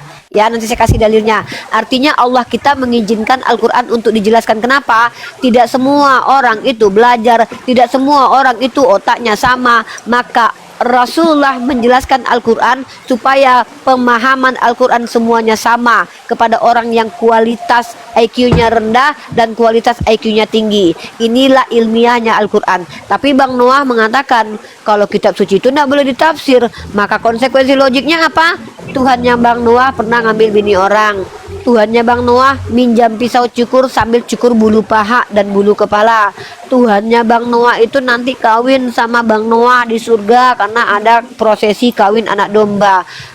Kalau memang seperti itu cara mengimani kitab suci Abang, maka kami mohon maaf Bang, kami umat Islam mengatakan bahwa kitab Anda bukan kitab suci karena di situ menjelaskan Tuhan kawin. Oke. Kami mengatakan kitab Anda kitab cabul karena menjelaskan tentang tutorial bersenggama dalam Yeskiel pasal 22 nomor 23 karena itu bukan ditafsir, karena itu betul-betul terjadi. Tidak baik untuk diikuti oleh manusia. Woi, fans MU ngomong dong, senggol dong gitu. Dan kami mengatakan bahwa istri Tuhan Anda selingkuh. Ya, ini ada dalilnya Oke. nih. Bentar dulu Bang, Oke. bentar nih. Udahlah, Nih ya. satu-satu aja cukup. Nanti saya lagi. Itulah begitu. Gantian lah Uni. Supir, akun besar ini Pak Supir. Gantian lah. Masa Uni terus? Uni sampai 10 ratusan data. Saya satu data pun belum saya kasih. Emang Anda nggak punya data dari tadi kan? Ada dong. Mau saya bacakan? Silakan. Oke, sekarang giliran saya ya. Baik. Oke, anak Uni tadi mengatakan kitab kami seperti itu. Silakan, nggak apa-apa. Saya tidak mau begitu ya. Tetapi yang saya pastikan di sini adalah Al-Quran ini meniru gitu. Karena apa? Di tafsiran itu jelas ya. Di surat An-Nisa 156 itu sama sekali tidak ada disebutkan nama Yudas Iskariot.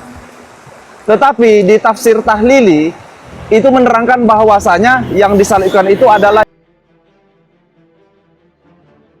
nama Yudas Iskariot ini bisa Anda tampilkan di dalam tafsiran, sementara Al-Quran tidak pernah menyebutkan nama Yudas Iskariot. Hanya di Alkitab saja yang ada nama Yudas Iskariot. Betul. Ya saya tanya, di Al-Quran ada nggak nama Yudas Iskariot? Tidak ada. Ya udah, kenapa Anda katakan di Al-Quran ada nama Yudas Di, Iskariot? Berarti tafsir, nggak ada. di tafsirannya kok ada. Ditafsir kan, bukan Al-Quran kan? Terus kenapa diimani? Ya tafsir bukan Al-Quran. Ya kok diimani gitu loh. Yang mengimani siapa? Yang mengimani Al-Quran siapa? Jadi ini nggak diimani. Kami mengimani tafsiran. Al-Quran. Loh, Tafsirannya nggak tafsir diimani. itu adalah penjelasan yang boleh ditolak, boleh diterima. Loh, ini Itu tafsir- tafsir dari Kementerian Agama Republik Indonesia. Betul. Itu tafsir. Mufasirnya siapa? Mufasirnya siapa? Yuk. Itu Ya, tafsir. Kementerian Agama Republik Mufasir. Indonesia. Iya, itu tafsir. Itu tafsir. Ya kan? Ya. Di Al-Quran tidak tertulis. Yang salah tafsir atau Al-Quran? Ngarang Ya, aja. berarti yang ngarang siapa ini yang ngarang? Loh, nggak tahu lah, saya Anda cari sendiri. harusnya Nggak bisa, diperbaiki. itu karang-karangan aja itu. Ya udah, Harusnya kalau tafsir, ya diperbaiki. udah. Kalau Anda katakan tafsiran adalah karangan, apa kaitannya dengan Al-Quran? Harusnya itu diperbaiki. Loh, Goblok. Karena itu sudah kok bertolak diper- belakang Ya, nih. teman-teman perhatikan. Karena gini, Perhatikan teman-teman. Dia tafsiran- bilang dia mengkritisi sebentar. Al-Quran tapi membawa tafsiran. Anda ini ngerti nggak tafsiran dengan Al-Quran itu berbeda? Saya katakan Anda sekali lagi. mengkritisi Al-Quran. Itu Ini percaya artinya tafsiran, dah percaya apa sih Quran. Rasta ini nih? Teriak-teriak. Guk. Nah. Kau kayaknya Gantian, Rasta gantian, memang gantian. gak ada adab loh. Betul yang Gantian, disalib. gantian. Saya tanya sama Noah Pasaribu dulu. Al-Quran Baik, dan tafsiran apa? sama tidak? Baik ya. Al-Quran dan tafsiran, saya tanya dulu. Iya, Al-Quran saya dan mau tafsiran jawab. sama nggak? Ah. Al-Quran dan tafsiran itu tidak sama. Ya sudah, ya. Tetapi tafsiran itu dijelaskan dari ayat Al-Quran yang tertera. Ya karena dia tafsir. Pertanyaan saya yang kamu kritisi ini apa? Loh. Tafsir atau Al-Quran? Yang saya kritisi ini di Al-Quran tidak ada menjelaskan nama Yudas Iskariot, tetapi kenapa di tafsir ada nama Yudas Iskariot? Karena itu tafsir. Coba nama Yudas Iskariot dari mana? Coba Ini Rifa, di pakai Al-Quran. akun baru nih Rifa ya. Kalau mau naik pakai akun baru. Jadi Di tafsiran itu Al-Quran tidak ada. yang paling valid Bang Noah itu Iya. namanya Sarjis. Jadi bukan siapa? Bukan Yudas. Yudas ini Mufassir itu menukil itu gara-gara tentang dia tidak bisa jawab itu makanya dia turun. sebentar. Berarti perlu direvisi, Bang. Bukan. Penafsiran itu tidak berbeda dengan substansi Al-Quran, bukan ya. Jadi yang kemudian ada yang menafsirkan Yudas itu menukil pada Israiliyat, gitu kan. Dan banyak tafsiran-tafsiran yang mereka kutip itu berasal dari Israiliyat gitu. Dan kemudian diberi keterangan bahwa tafsiran yang seperti ini itu merupakan dhaif jiddan. Itu misalnya kayak ada nama Yudas, kayak ada nama siapa itu Bulus gitu kan. Unik kalau mau naik pakai akun baru nih. Berarti ini pertanyaan saya gini lagi, Bang, jadinya. Ini sesuai dengan akidah ataupun dengan aturan yang harusnya di dalam agama Islam tafsiran ini. Kalau Nggak sesuai, kan, dulu Bang? ketika zamannya Nabi Muhammad itu tidak ada tafsir seperti itu karena Nabi Muhammad sudah tahu semuanya. Tetapi umatnya untuk menghindari adanya kebingungan maka kemudian ada para mufassir. Saya masuk Ustaz. Silakan, Terlalu dalam Ustaz. dilanjut, Terlalu jauh dilanjut. sampai ke sana. Saya tanya, yang kamu kritisi ini apa? Al-Quran atau tafsir? Baik ya, saya jelaskan sekali lagi ini ya. Aduh, ini Saya- orang kenapa sih dari tadi 10 pertanyaan saya menjawab pun dia nggak ngerti loh. Yang saya tanya, kita tadi bicara tentang kriteria kitab suci. Saya tanya Iya. sama kamu. Yang kamu Iya. kritisi ini Al-Quran atau tafsir? Yang saya kritisi ini adalah karena kan kalian kan mengimani. Aduh, Kampret. oh ya Robbi Rahmannya Karim, Bang, ini buang-buang waktu nih. Saya ulang lagi pertanyaan sekali lagi ya. Yang Anda kritisi itu Al-Quran atau tafsir? Saya mengkritisi keduanya. Loh, di mana Al-Quran yang Anda kritisi? Ayat apa yang Anda kritisi? Di Anisa tadi 156 itu Kenapa? bahwasanya Apa nama- ayat yang Anda nam- kritisi? di dalam Anisa 156 Baca itu di Anisa nama- baca di dalam Anisa satu ayat di mana-mana baca. Apa yang Oke, Anda kritisi? saya buka lagi ya. Yang Ya. Anda kritisi apa? Oke. Mana ini? Sebentar. Kami menghukum pula mereka karena ucapan mereka, sesungguhnya kami telah membunuh Al-Masih Isa putra Maryam, Rasul Allah. Padahal mereka tidak membunuhnya dan tidak pula menyalibnya. Tetapi yang mereka bunuh adalah orang yang menurut mereka menyerupai Isa. Sesungguhnya mereka yang berselisih pendapat tentangnya, pembunuhan Isa, selalu dalam keraguan-raguan terhadapnya. Mereka apa masalah benar-benar apa masalah di ayat itu? Apa masalahnya? di dalam ini tidak ada nama Yudas Iskariot. Ya terus masalahnya apa? Kenapa harus ada nama Yudas di Siapa situ? itu yang menyerupai dengan Nabi Isa itu yang disalib? Tidak ditulis di situ, tidak dituliskan di situ. Baru siapa Tetapi itu? kok di tafsiran kok ada gitu. Ya karena itu tafsiran. Loh, kenapa diimani kalau tidak sama? Siapa yang mengimani? Saya memang mengimani Yudas yang disalib. Itu tafsiran. Itu jadi pilihan siapa? jawaban. Oke. Saya tidak Baik. tahu. Jadi Baik, siapa yang sekarang disalib? Saya Yang tidak disalib tahu. siapa? Saya tidak tahu. Loh, Kenapa itu- saya harus tahu? Ini perlu itu Al-Quran perlu itu karangan diralat. begitu. Loh, Ini dari mana Al-Quran coba? tidak. Satu-satu Bertu. Aku tahu Berto, kok nggak ada sabar dulu, adab Bang Bertu. Berto. Aku tahu kok nggak ada Sabar, Bang adab. Berto. Tapi jangan Sabar, nampakkan Bang Kristenmu Berto. di sini ya. Gini, kau mengkritisi Al-Quran. Apa masalah Al-Quran tidak menyebutkan nama Yudas? Apa masalahnya? Siapa yang mengatakan bahwa Al-Quran bermasalah kalau tidak menyebutkan nama? Itu standar kesalahan itu datang dari mana? Karena Apa begini. Kenapa? Alasannya begini, karena Alasannya standar Al-Quran itu setiap ayatnya harus menggunakan tafsiran baru bisa dijelaskan. Siapa yang bilang bahwa setiap ayat Al-Quran harus menggunakan tafsiran? Ya, kalau enggak ngapain ditulis di sini? Saya tanya, siapa yang... Ini kau ngomong dari tadi itu asli loh, Noah. Hanya omong doang. Dari tadi ngomong kau seenak bapakmu loh.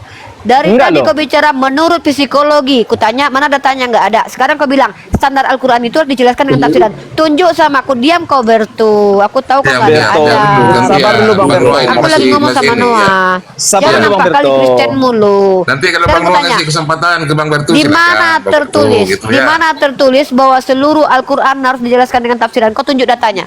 Komal Jangan kau Baik, yang goyang teman-teman, berkomentar. komal goyang Baik. teman-teman. Silakan di Baik. tetep layar teman-teman, gercepin tetep Iya. layarnya teman-teman. Iya, bantu teteh layar dulu biar kuat Komal Bang Arif. Ya, Ya, oke. tetep layar Baik, dulu ini. teman-teman. Ini akun baru hidup ini. Jadi- Saya ulangi ya. Bentar sini Ya. sebelum ngomong ya. Dengar teman-teman ya, Oke. saudara Kristen kita ini kitab sucinya tidak ditafsir. Maka Tuhannya kawin nanti di surga. Ada perang naga di surga. Tuhannya mengambil Ya. bumi orang.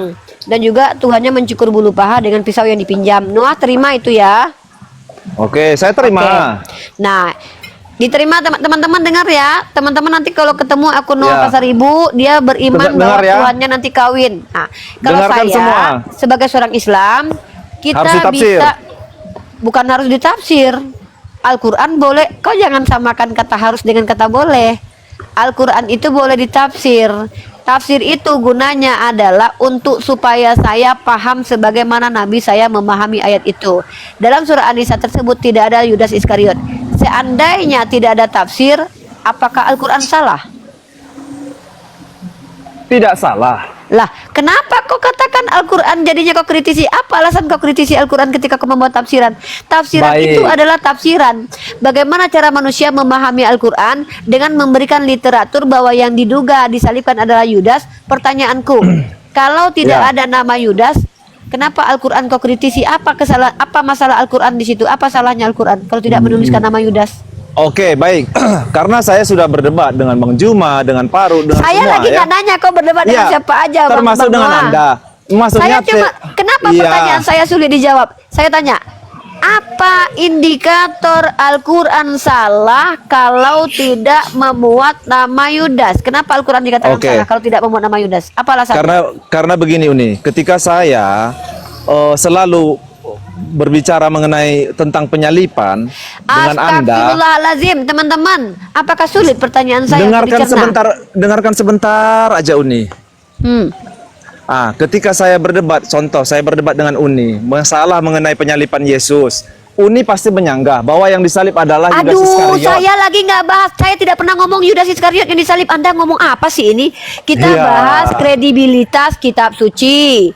Mau hantu belau yang disalib, Aduh, kayak mau Mama Uni. Yesus yang disalib, saya nggak ada peduli. Uni. Saya lagi membahas kenapa kamu bilang Al-Quran surah An-Nisa tadi itu salah karena tidak tertulis nama Yudas Iskariot. Kenapa bisa dikatakan salah kalau tidak tertulis nama Karena Yudas? setiap pendebat Islam selalu mengatakan bahwasanya yang disalib Ini itu orang. adalah Yudas Iskariot yang tidak tertulis di dalam Al-Quran. Yang bilang siapa? Yang bilang siapa? Banyak, termasuk Zuma, Kalau termasuk gitu, Anda. Ya kalau begitu kenapa Al-Quran yang salah? Ya salah dong, karena tidak Kenapa? Yudas Iskariot tidak disebutkan. Anda menggunakan tafsiran. Apa indikator, apa alasan Al-Quran dikatakan salah karena tidak tertulis nama Yudas, lalu kau bilang gara-gara Bang Zuma mengutip nama Yudas. Hantu belau, yang kau kritisi itu Al-Quran. Kenapa kau malah membawa tafsiran dan pandangan orang lain dalam ranah keilmuan? Janganlah kayak gini kali Bang, makanya aku bilang. Lalu sumber apa? kalian dari mana? Dari mana kok bisa Mana mengatakan aku tahu Yudas kau Iskariot? tanyalah sama Bang Zuma. Aku ada dari tadi membahas penyalipan. Aku menjawab di sini. Biar aku jawab sama kau. Siapa yang disalib, Ripa? Yang disalib di Al-Quran tidak disebutkan namanya karena itu tidak Oke. penting bagiku. Tapi di kitabmu dituliskan yang disalib Oke. adalah manusia terkutuk. Puas kau ya? Sekarang ku tanya, apa salahnya Ya, Al-Quran kau saya bilang sudah- tadi? Bentar. Saya sudah- Kenapa? saya sudah cukup. Bentar dulu. Saya belum cukup. Saya mau membongkar logical falasimu. Kau bilang surah An-Nisa itu adalah ayat yang pantas kau kritisi. Apa alasannya? Gara-gara tidak ditulis nama Yudas Iskariot. Ketika Bang Zuma mengutip nama Yudas Iskariot, Kan Al-Quran yang kau salahkan. Ya. Kenapa Al-Quran yang salah? Ya, karena tidak Kenapa ada sebut Al-Quran yang nama salah? Yudas Iskariot. Apa parameternya? Kalau Al-Quran tidak menyebutkan nama Yudas Iskariot, lalu apa parameternya Al-Quran yang dikatakan salah? Siapa yang mengatakan bahwa kitab suci itu salah kalau tidak bisa menyebutkan nama yang disalib? Siapa yang bilang begitu? Siapa yang menentukan? Sumbernya dari mana? Coba. Tanya Kalau nggak Bang ada Zuma namanya. lah. Tanya Bang Ah. Zuma. Tanya Bang Zuma. Tanya orang Islam yang menjawab Yudas. Yang apa yang kau katakan Al-Quran yang salah? Kalau Al-Quran tidak menyebutkan nama, lalu ada orang yang memberikan sumber informasi dari ayat lain, kenapa Al-Quran yang kau salahkan? Logika Saya kau bukan kenapa ini? menyalahkan Al-Quran. Saya menyalahkan tafsiran. Makanya kau dari tadi itu ngomong yang kau kritisi itu tafsiran atau kitab suciku. Tafsiran bukanlah kitab suci bukanlah tafsiran. Makanya aku tanya dari tadi yang kau kritisi ini apa? Al-Quran atau Oke. tafsir? Longor. Oke. Bikin emosi Tapi nih orang nih. apakah Al-Quran sanggup berdiri tanpa tafsiran? Sanggup. Oke, baik ya. Kapan-kapan kita jumpa. Uni jangan Ayo. coba-coba bawa tafsiran ya. Tunggu. Kau Sanggup tahu nggak? nggak arti tafsir? Berani Sanggup. nggak terima tantangan Berani. saya? Berani. Baik. Berani. Oke, di next time ya Uni ya. Nggak usah sekarang aja. Sekarang aja. Saya nggak lagi hujan. Sekarang, Soalnya saya kau lagi. bawa ayat apa? Kau bawa ayat apa? Ini kemasukan air nih belakang saya dapur. Nggak Sorry usah, dulu. gini loh. Aku tunggu kalian umat Kristen 1000 umat Kristen naik ke atas membuktikan Nah. kesalahan Al-Quran karena Al-Quran tanpa tafsiran. Kau tahu? Tafsiran itu baru muncul di abad keberapa? Tanpa Oke, baik. tafsiran Al-Quran tetap kitab suci yang tak terbantahkan semua statement dan klaimnya. Nanti saya Umi. Nanti. Oke. Kau apa Bertu? Oke. Kau sana jualan ayam. Saya dengan si Noah dulu. Nah, Oke. Noah apa 1000? Ku kasih Ya. kau waktu 5 menit. Aku nggak ada waktu Nah. mengunjungin kau. Turun kau atau naik, kau cari di sini ayat, lalu kau tanya sama aku. Maka tunjukkan di sini apakah Al-Quran itu bisa dikatakan Al-Quran tanpa tafsiran? Aku menjawab, wallah, Al-Quran tetap Al-Quran tanpa tafsiran. Jadi Uni sudah siap? Tidak akan menjawab Apalah kau Al-Quran ini? dapat pakai ketafsiran? Al-Quran itu adalah dari kata qara'a yaqra'u Qur'anan. Apa-apa yang disampaikan oleh Allah yang tidak terdistorsi dan terjaga. Kau mengkritisi Al-Quran, tapi yang kau kritisi tafsir. Kau sehat nggak? Gangguan jiwa. Baik, Sehat makanya saya katakan Uni udah siap nggak? Kalau saya kasih ayat tidak pakai tafsiran, Uni menjawab. Aku yang menantang kau. Yang nantang kau tuh aku. Kok kau tanya pula siap sama aku? Aku yang nantang Oke. kau. Baik ya. Nah, ini 3.300 orang melihat. Uni tidak akan menjawab ayat ini menggunakan tafsiran. Saya akan memberikan ayatnya. Udah siap Uni ya? Kau bilang tadi Al-Quran itu gagal sebagai perkataan Allah kalau tanpa tafsiran. Kita di sini membahas tentang kredibilitas kitab suci. Paham kau? Kau jangan lari dari topik. Nah, Al-Qur'anku, kok ketawa kau? Aduh, hati tersiksa tapi mulut ketawa juga kan. Al-Qur'anku itu boleh diam dulu Bertu. Kau jualan Kok diam, ayam Bertu? Bertu. Ini si Bertu Kok diam, ini Bertu? jualan ayam. Udah Bertu. langsung aja sama tantangan, langsung aja nggak usah berbelit-belit, langsung. diam, Bertu? Main kasih- Budiman, kau tumbuhkan rambutmu dulu beli minyak kemiri aku. Aku sama si Noah. Banyak pesan masuk dari Jecul kan Min, bully Dedemit Min. Bertu, Budiman, Nggak usah, kalian langsung jualan aja, ayam. nggak. Ya dibully lah, masa enggak pula. Nggak usah. Woi, Budiman, kau bisa diam nggak? kau pergi ke kamarmu bawa istrimu tidur dulu Langsung Bertu aja jualan ayam. langsung.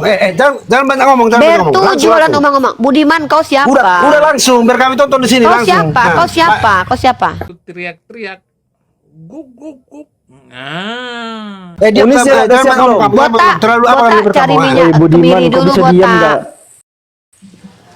Nah, sekarang jawab Noah. Ya, teman-teman Gimana? perhatikan. Si Noah sudah mempercayai Tuhannya nanti kawin di surga dengan dia. Ya, Iya, nggak kenapa? apa-apa. Karena kitabnya tidak perlu tafsiran. Teman-teman perhatikan ya. Wahai orang Iya. Kristen semua, Yesus nanti mentusbol Noah dari belakang. Betul ya Noah? Ya, nggak apa-apa. Nah, catat ini teman-teman. Silakan. Oke. Buktikan Al-Qur'an bukanlah Al-Qur'an tanpa tafsiran. Silakan. Oke, baik. Uni udah siap kan? Ini orang kayaknya agak ODGJ ini orangnya. Kayaknya nggak siap kau. Oke, sekarang saya kasih ya. Di surat An-6 ayat 91 yang mengatakan bahwasanya aku hanya diperintahkan untuk menyembah Tuhan negeri ini, Mekah di dalam kurung, yang telah menjadikannya suci dan kepunyaannya lah segala sesuatu, dan aku diperintahkan supaya aku termasuk orang-orang yang berserah diri. Di sini jelas dikatakan bahwasanya aku hanya diperintahkan untuk menyembah Tuhan negeri ini, Tuhan negeri Mekah gitu. Terus? Nah, loh yang kalian sembah itu berarti Tuhan negeri Mekah, bukan Allah Subhanahu wa Nah, taala. inilah kau ada ODGJ kau. Apa kritikanmu di ayat itu? Bahwa ayat itu membuktikan bahwa dia bukan firman Tuhan. Apa masalahnya? Bukan, Mas, saya bilang bukan nggak firman Tuhan. Saya nggak ada kau bilang tahu itu nggak? nih. Tema kita dari tadi menunjukkan bahwa kitabmu suci atau tidak. Lalu kau bilang Al-Qur'an tidak bisa dikatakan Al-Qur'an tanpa tafsiran. Kau membawa ayat yang sangat jelas, di situ dijelaskan bahwa Nabi Muhammad diperintahkan menyembah kepada Tuhan pemilik negeri Mekah. Kenapa kau pelintir artinya? Kenapa kau pelintir ayatnya? Saya Membaca tidak Al-Quran kami saja. Kau pelintir, kau ulangi bacanya dengan baik dan benar tuh. Oh, mau pakai bahasa Arabnya? Bukan bahasa Arabnya, terjemahannya aja kau pelintir. Kenapa enggak kau loh. berikan? Kau bilang kepadaku jangan mentafsir sementara kau mengkonklusikan kitab suciku dari terjemahan. Nggak kurang ajar kau itu. Makanya saya bilang saya mau baca Arabnya. Aku nggak nyuruh kau baca Arabnya, brother. Kau Jadi? membawa ayat itu membuktikan bahwa Al-Quran bukan Al-Quran. Ini teman-teman. Bertu, kau ku bilang jual umang-umang. Ini orang muncung kau dari tadi nggak bisa diam loh. Kenapa bukan Al-Quran nih? Salahnya di mana? Apa masalah? Justru aku yang tanya. Apa masalah Al-Quran dengan ayat itu? Kan gini. Saya kan membacakan surat An Kau ayat dengar nggak 91. omongan? Noah, telinga kau sehat? Sehat Apa yang kau dong. bilang tadi? Al-Quran bisa nggak dikatakan Al-Quran tanpa tafsiran? Bisa, aku bilang. Iya. Al-Quran tetap Al-Quran tanpa tafsiran. Karena Iya. tafsiran adalah penjelasan tentang Al-Quran. Yang Oke. disebut Al-Quran apa? Aku tanya kau dulu, yang disebut Al-Quran apa? Ya, kitab suci agama Islam. Ya sudah, sekarang apa alasan ayat itu sehingga ayat itu kau jadikan alasan bahwa Al-Quran tidak bisa dikatakan suci? Apa alasannya? Karena gini, Kenapa? Di sini jelas ya terjemahan dari ayat ini, aku hanya diperintahkan untuk menyembah Tuhan negeri ini. Ya terus Mekah. masalahnya apa? Loh, berarti kalian mengimani itu menyembah Tuhan negeri Mekah. Tengok teman-teman, kurang ajarnya orang ini. Dia bilang Al-Quran tanpa tafsiran itu bukanlah Al-Quran. Sementara ketika dia membaca Al-Quran, dia mentafsir. Bajingan nggak orang ini? Ini nggak tafsiran, ini terjemahan, bukan Coba, tafsiran. kau tadi bilang apa? Berarti. Ini terjemahan, bukan Perhatikan tafsiran. teman-teman, perhatikan hipokritnya orang Kristen di Komal kita. Saya bilang Al-Quran tetap Al-Quran tanpa tafsiran. Lalu dia membacakan terjemahan. Lalu kemudian dia bilang berarti. Biadab ini mentafsir Al-Quran, sementara dia mengatakan Al-Quran bukan Al-Quran tanpa tafsiran. Ini otak bukan orang ini sengklek tafsiran. nggak? Ini Yang kau bilang tadi terjemahan. barusan apa?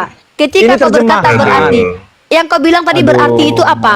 Berarti kau Tafsir- bilang kau telah menyimpulkan tafsiran. Al-Quran kami. Yang kau simpulkan itu terjemahan Al-Quran. Sekarang aku Tafsiran. tanya balik samamu, apa masalah dengan ayat itu ketika ayat itu kau bawa di hadapanku, maka ayat itu membuktikan bahwa Al-Quran itu tidak layak dikatakan kitab suci tanpa tafsiran. Kenapa? Apa alasan kau bawa ayat itu? Apa indikator? Apa metodenya? Mirain dulu saya nih, banyak mirain nilai. dulu nih. Sekarang Sebentar Budiman, sebentar dulu. Ini orang ini Kalau memang agak lain. Allah Israel itu berarti hanya Allahnya Israel saja ya? Banyak kau ngilis kuliah dari tadi. Baik. Kau siapa? Bang Kau Mo. turun lah. Ngapain kau di sini? Allah Israel itu berarti hanya kepada Allah Israel saja ya? Iya, Bukan anak seluruh Israel. Ya ke Israel aja lah, Bang. Berarti bukan Oh, Tuhan gitu kau ya? juga ya? Berarti bukan Tuhan kau ya? Berarti kita sama di sini kan, satu Oh sama enggak kan? sama. Jiji aku sama dengan kau. Masa Tuhan kawin? Kau aja yang Ini punya kan Tuhan kawin. ini kan udah benar nih di sini. Enggak, Jadi sorry. Kau aja yang punya Tuhan kawin. Tuhan kami nggak mau tusbor depan belakang. Tuhan kau kan tusbor depan belakang katamu tadi. Beda. jangan gitu nih. Kita harus jujur. Jangan kau kita jujur. seperti itu. Oke, diamkan si Noah biar aku ngomong. Teman-teman perhatikan. Si Sekarang Noah jawab, Tuhan demi negeri Mekah itu- dengar. jawab dulu. Demi diam apa nih setan ini? Kalau Turunkan Tuhan si negeri Budiman. mereka gampang bang, jawabnya gampang Ya. bang. Gini, Karena Allah Subhanahu Wa Taala itu menurunkan Al-Quran itu di negeri Mekah, gitu. Karena Mekah itu merupakan daerah yang sangat diberkati. Bukan hanya kiblatnya, tapi Enggak, tanahnya dia di nggak situ. butuh tafsir Ustadz. Dia bilang Al-Quran Tetapi di itu dalamnya tanpa itu kan tafsiran. rahmatan lil Iya. alamin kan. Harus telan Enggak, muntah-muntah dong. tunggu dulu. Noah, kau diam dulu. Kau bilang Al-Quran itu tidak bisa dikatakan kitab suci tanpa tafsiran. Itu yang kau bilang kan dari tadi. Maka kau membawa ayat itu. Pertanyaanku, kenapa ayat itu, ada apa dengan ayat itu sehingga ayat itu dikatakan ayat yang membatalkan kesucian Al-Quran? Coba kau pahami bahasaku dulu. Nah, ketika kau bawa ayat itu kepadaku, apa masalah dengan ayat itu? Oke. Ya. Kenapa bukan saya bilang membatalkan ya? Ini orang sehat nggak sih Ustadz? Ustadz, saya ngomong Dengar. sama orang atau tembok ini? Saya Dengarkan saya aku tidak sekali lagi. saya tidak Apa mengatakan membatalkan. alasan? Apa ini orang nih ngomong nih? Kau Apa yang tembok, alasan? kau tembok, jangan kau playing victim, kau yang Duh, tembok. si Budiman ini Sudah binatang nyambung. loh. Turunkan Ustadz Arif. Ini Si Budiman ini bukan saya manusia ini. saya ngomong saya sama tidak Noah, dia yang mengganggu. saya tidak mengatakan ini bukan membatalkan gitu. Kau tahu tema kita diskusi dari tadi, Noah? Iya. Apa Tapi tema kan kita? Noah, sa- kau tahu nggak tema diskusi kita apa dari tadi? karena ini kenapa saya Saya bawakan ulangi ayat sekali lagi Noah, aku Saya udah bilang, ngerti. aku Saya tahu. hampir 1 jam buang waktu. Pertanyaanku kau ulang. Apa tema diskusi kita Noah? Iya, mengenai kriteria Oke. kitab suci. Kitab suci itu tidak boleh ditafsir, itu kan kriteriamu? Iya. Oke, dan kau Oke guys, tap-tap layarnya dikencengin dulu guys. Waduh, kurang Aduh. ini 445.000. Bentar ya Bang Noah ya. Iya, biar 500k ya, biar 500k. Izin dulu. Alfi, salam dulu. Assalamualaikum warahmatullahi taala wabarakatuh. Bertu, kau diam Bertu. Assalamualaikum semuanya, izin nyimak sambil di jalan, lagi di jalan. Waalaikumsalam warahmatullahi wabarakatuh. Selamat Bertu, gini ya Bertu ya. Kau kasih dulu space Bang Noah nih sama Uni Rifa saling sharing ke knowledge. Kalau kau nanti pengen ngebet Iya. kali berdiskusi, aku yang Yes. layanin kau. Aku Iya, yang saya layanin kau. paham abang, tapi Uni itu nggak mengerti apa yang dia apa maksud Uni apa pakai yang- akun baru nih, kalau mau naik Uni ya, pakai akun baru, jangan yang tadi. Uni naik Biar- lagi Uni. Uni Biar itu akun nggak- kuaman, biar kuaman. Uni pakai akun baru nih. Itu, udah pakai tuh. Memang Uni itu banyak akunnya itu. Udah diam Bang Bertu. Nanti mau disedot ubun-ubun. Gini loh, lebih baik singkirkan orang-orang yang merusak diskusi di sini. Kita nggak butuh loh, Ustadz Arif. Saya nggak butuh. Jangan merusakkan. Ngapain kita? Kenapa kita mengizinkan orang-orang yang Ini banyak yang apa lapor ya, ini, tidak banyak yang bermanfaat lapor. Saya gitu. juga udah kena ini. Bicara dengan Nah, Nggak, saya bilang gini ya, nggak ada gunanya si Bertu ini ada di sini. Dia hanya mengganggu diskusi. Lebih baik diturunkan aja Ustadz saya Arif. tidak mengganggu Uni, tapi sesuaikan dengan pertanyaan. Ustadz Arif, itu. saya Jawaban saya itu. saya nggak mau kita terganggu diskusinya. Jangan putar sana sih. Kalau Capek kali ya, Nah, Bang. oke. Perhatikan teman-teman ya. Orang Kristen berbicara panjang kali lebar. 4 kali si Noah bicara tanpa data. Ketika dia mengatakan menurut psikologi manusia, bapak moyangnya tidak ada satupun data yang ditunjukkan. Kemudian dia bilang, setiap Al-Quran harus dijelaskan dengan tafsiran. Dia yang memberikan standar dan dia memaksa kita harus ikut. Lalu dia katakan Al-Quran tidak bisa dikatakan suci. Kenapa? Ini gara-gara ayat ini. Apa ayatnya? Ayat ini loh, surat Nisa. Apa alasannya? Jadi gini, yang saya lakukan dari tadi itu adalah membuang waktu dan air ludah dan membuang energi saya. Wallah, itu tidak ada manfaat bagi saya. Tapi teman-teman, di sini saya ingin menunjukkan kepada antum semua bahwa kebanyakan orang Kristen itu mereka jangankan mengerti esensi, etimologi, terminologi saja mereka tidak mengerti. Nah, jadi apakah worth it kita mengizinkan mereka menjelaskan agama mereka? Tidak. Makanya saya bilang, jangan kalian jelaskan agama kalian. Kalian tidak ada kapasitas. Lebih baik kalian bertanya. Tapi apa yang coba dia paksakan dari tadi? Dia berusaha untuk berdiskusi dengan saya. Saya sudah bilang standarisasi diskusi sama saya kalau dari orang Kristen adalah harus punya data. Kenapa? Kalau saya biarkan orang Kristen berdiskusi tanpa data dengan saya memperbodoh diri saya. Karena saya membiarkan diri saya seolah-olah berbicara dengan ODGJ. Ya memang kau bodoh, memang aslinya kau bodoh itu. Woi Budiman, kamu woi. kemana-mana aja. Parah kali Setiap orang Budiman diskusi, ini. kamu Turunkan aja Ustaz Arif. kemana-mana. Turunkan aja lah. Nanti naikkan aja setelah aku nggak ada. Uni moderator, Uni moderator, Uni moderator. Belum. Nah, Akun baru soalnya. Nah, Sudah jadi kok, sudah. belum ini. Nggak apa-apa, biar aja yang lain aja. Nah, jadi ada nggak manfaatnya kita dengarkan? Memang kok bodoh. Ada nggak manfaatnya? Nggak ada. Hanya membuang waktu. Dari tadi saya sudah tekankan, Ustadz Arif ini tahu betul saya. Yang diskusi sama saya itu kalau tidak punya kredibilitas, kalau tidak punya data. Boleh tidak bawa data asal ada kredibilitas. Kalau dia profesor, dia doktor, dia dosen, tidak apa-apa tidak bawa data. Anggap saya percaya dengan apa yang diomongkan walaupun nanti saya kritisi. Tapi sudahlah tidak punya kredibilitas, tidak punya data. Setiap yang diomongkan itu adalah parameter otak yang di dalamnya isinya semua kotoran. Dia bilang Al-Quran bukan Al-Quran tanpa tafsiran. Sejak kapan Al-Quran ditafsir itu? Tahun berapa? Apakah ketika Al-Quran ditafsirkan di abad kesekian, maka Al-Quran yang di zaman Nabi Muhammad itu bukan Al-Quran? Ketidakpahaman mereka lemparkan kepada kita. Makanya saya tanya, ayat yang kau bawa itu, apa alasan ayat itu kau katakan bahwa ayat itu pembatal kesucian Al-Quran? Apa alasannya? Nah, jadi ada nggak teman-teman manfaatnya saya berhadapan dari tadi dengan si Noah? Tidak. Dapat ilmu nggak? Tidak. Tapi saya semakin tolol. Ketololan saya hari ini adalah melayani orang seperti Noah walaupun 3 kali sudah tidak mampu tunjukkan data. Ini yang saya bilang, tidak semua orang bisa berdebat teman-teman. Ya, itu kenapa saya katakan tidak semua orang bisa berdebat. Mereka naik ke atas bicara dari ketololannya. Nah, sini ada guru saya Ustadz Hanafi. Jadi itu ya. Jadi kalian umat Kristen dimanapun saya berada, kalian tidak usah jelaskan apa-apa karena kalian antara dubur dengan penis kalian nggak bisa bedain.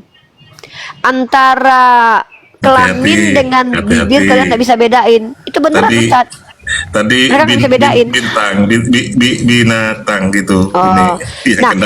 Bahkan dia mengakui loh, demi untuk menyerang Al-Quran dia rela menerima Tuhannya mentusbol dia di surga. Bayangkan lo ngerinya si Noah ini loh.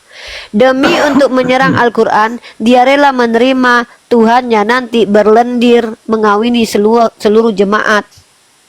Ngeri loh teman-teman loh, Tuhannya si Noah loh.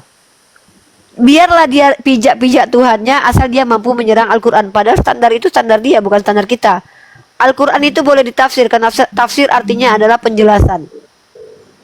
Gitu ya. Itu koplaknya naudzubillah min dzalik ya. Rela dia lo mengatakan Assalamualaikum. Lanjut Ustaz Hanafi di sini.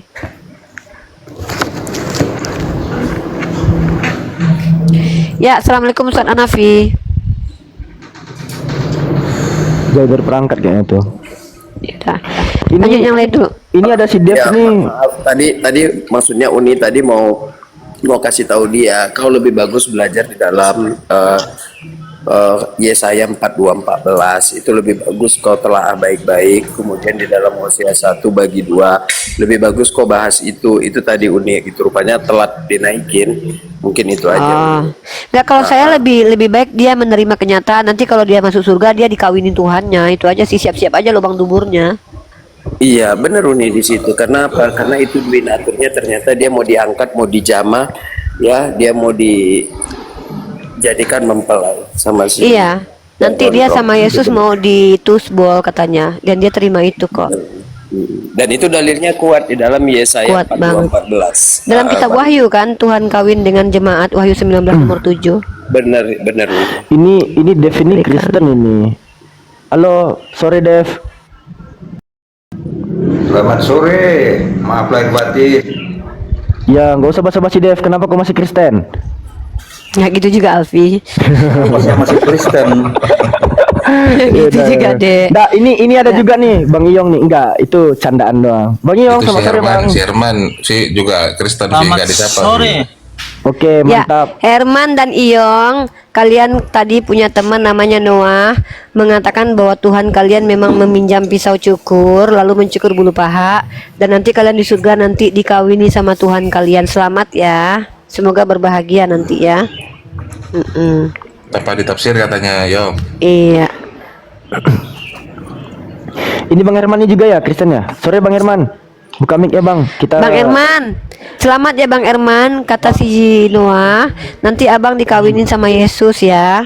Selamat ya Bang. Kalau nggak monitor Bang Hermannya di kosongin aja slotnya tuh. Bang Herman monitor panggilan kedua Bang Herman. Bang Herman panggilan ketiga, oke nggak ada ya. Ya. Jadi gimana? Kita mau lanjut topik yang tadi Uni sama Bang Iyong dan si Devnya. Sini 3.000 Jo. Ini sebelum close cam dan dilanjut sama Ustadz Anafi sama Alfi, Uni mau ngomong dulu terakhir nih. Uni sebelum close cam karena Uni ada urusan. Tapi Uni tetap di sini Parkun. Teman-teman Kristen selamat ya atas persiapkanlah diri kalian. Yang laki-laki siapkan bokongnya, yang perempuan siapkanlah alat tempurnya. Karena menurut saudara kita Noah, pemahaman kitab kalian itu tidak boleh ditafsir. Di dalam kitab kalian itu nanti Tuhan kalian akan mengawini kalian, dan itu harus diterima mentah-mentah. Sabar ya, gantian antri yang panjang nggak apa-apa. Mungkin kalau seandainya kalian nggak siap duluan, suruh keluarga kalian duluan, kalian di belakang aja nanti antri ya. Selamat ya, semoga kalian berbahagia di surga Papa. Apa nggak kena HIV itu nanti Uni? Nggak tahu kita itu ya. Ya mungkin itu saja, dan saya sekali lagi mengatakan tentang Al-Quran. Jangan permalukan diri kalian mengkritisi Al-Quran, tapi tafsir yang kalian kritisi. Kalau mau mengkritisi Al-Quran, ya Al-Qurannya dikritisi. Janganlah kayak gitu kali, itu terlalu jauh kali loh. Kalian mau mengkritisi Al-Quran, tapi masalahnya kalian bawa dari kitab tafsir. Tafsir itu dari kata fasara, penjelasan. Penjelasan itu boleh diterima, boleh ditolak. Contoh, saya tidak mengatakan sama sekali ketika berdebat bahwa Yudas Iskariot lah yang disalibkan. Tapi saya bisa katakan menurut orang Kristen yang disalibkan adalah makhluk terkutuk. Clear itu jawaban saya. Dari mana kau tahu dari Al-Quran? Tidak, Al-Quran nggak jelaskan. Dari mana kau tahu? Dari Bible. Kenapa Al-Quran nggak jelaskan? Apa pentingnya aku tahu? Emang penting buat akidahku? Emang kalau aku tahu yang ditombak di tiang salib itu apa manfaatnya buat ibadahku? Nah, Al-Quran adalah kalam Allah yang menjelaskan apa yang Allah kehendaki untuk dijelaskan, bukan menjelaskan apa yang kalian inginkan, karena Al-Quran bukan kitab request. Kalau mau mengkritisi Al-Quran, maka Al-Qurannya yang dikritisi, bukan tafsirannya.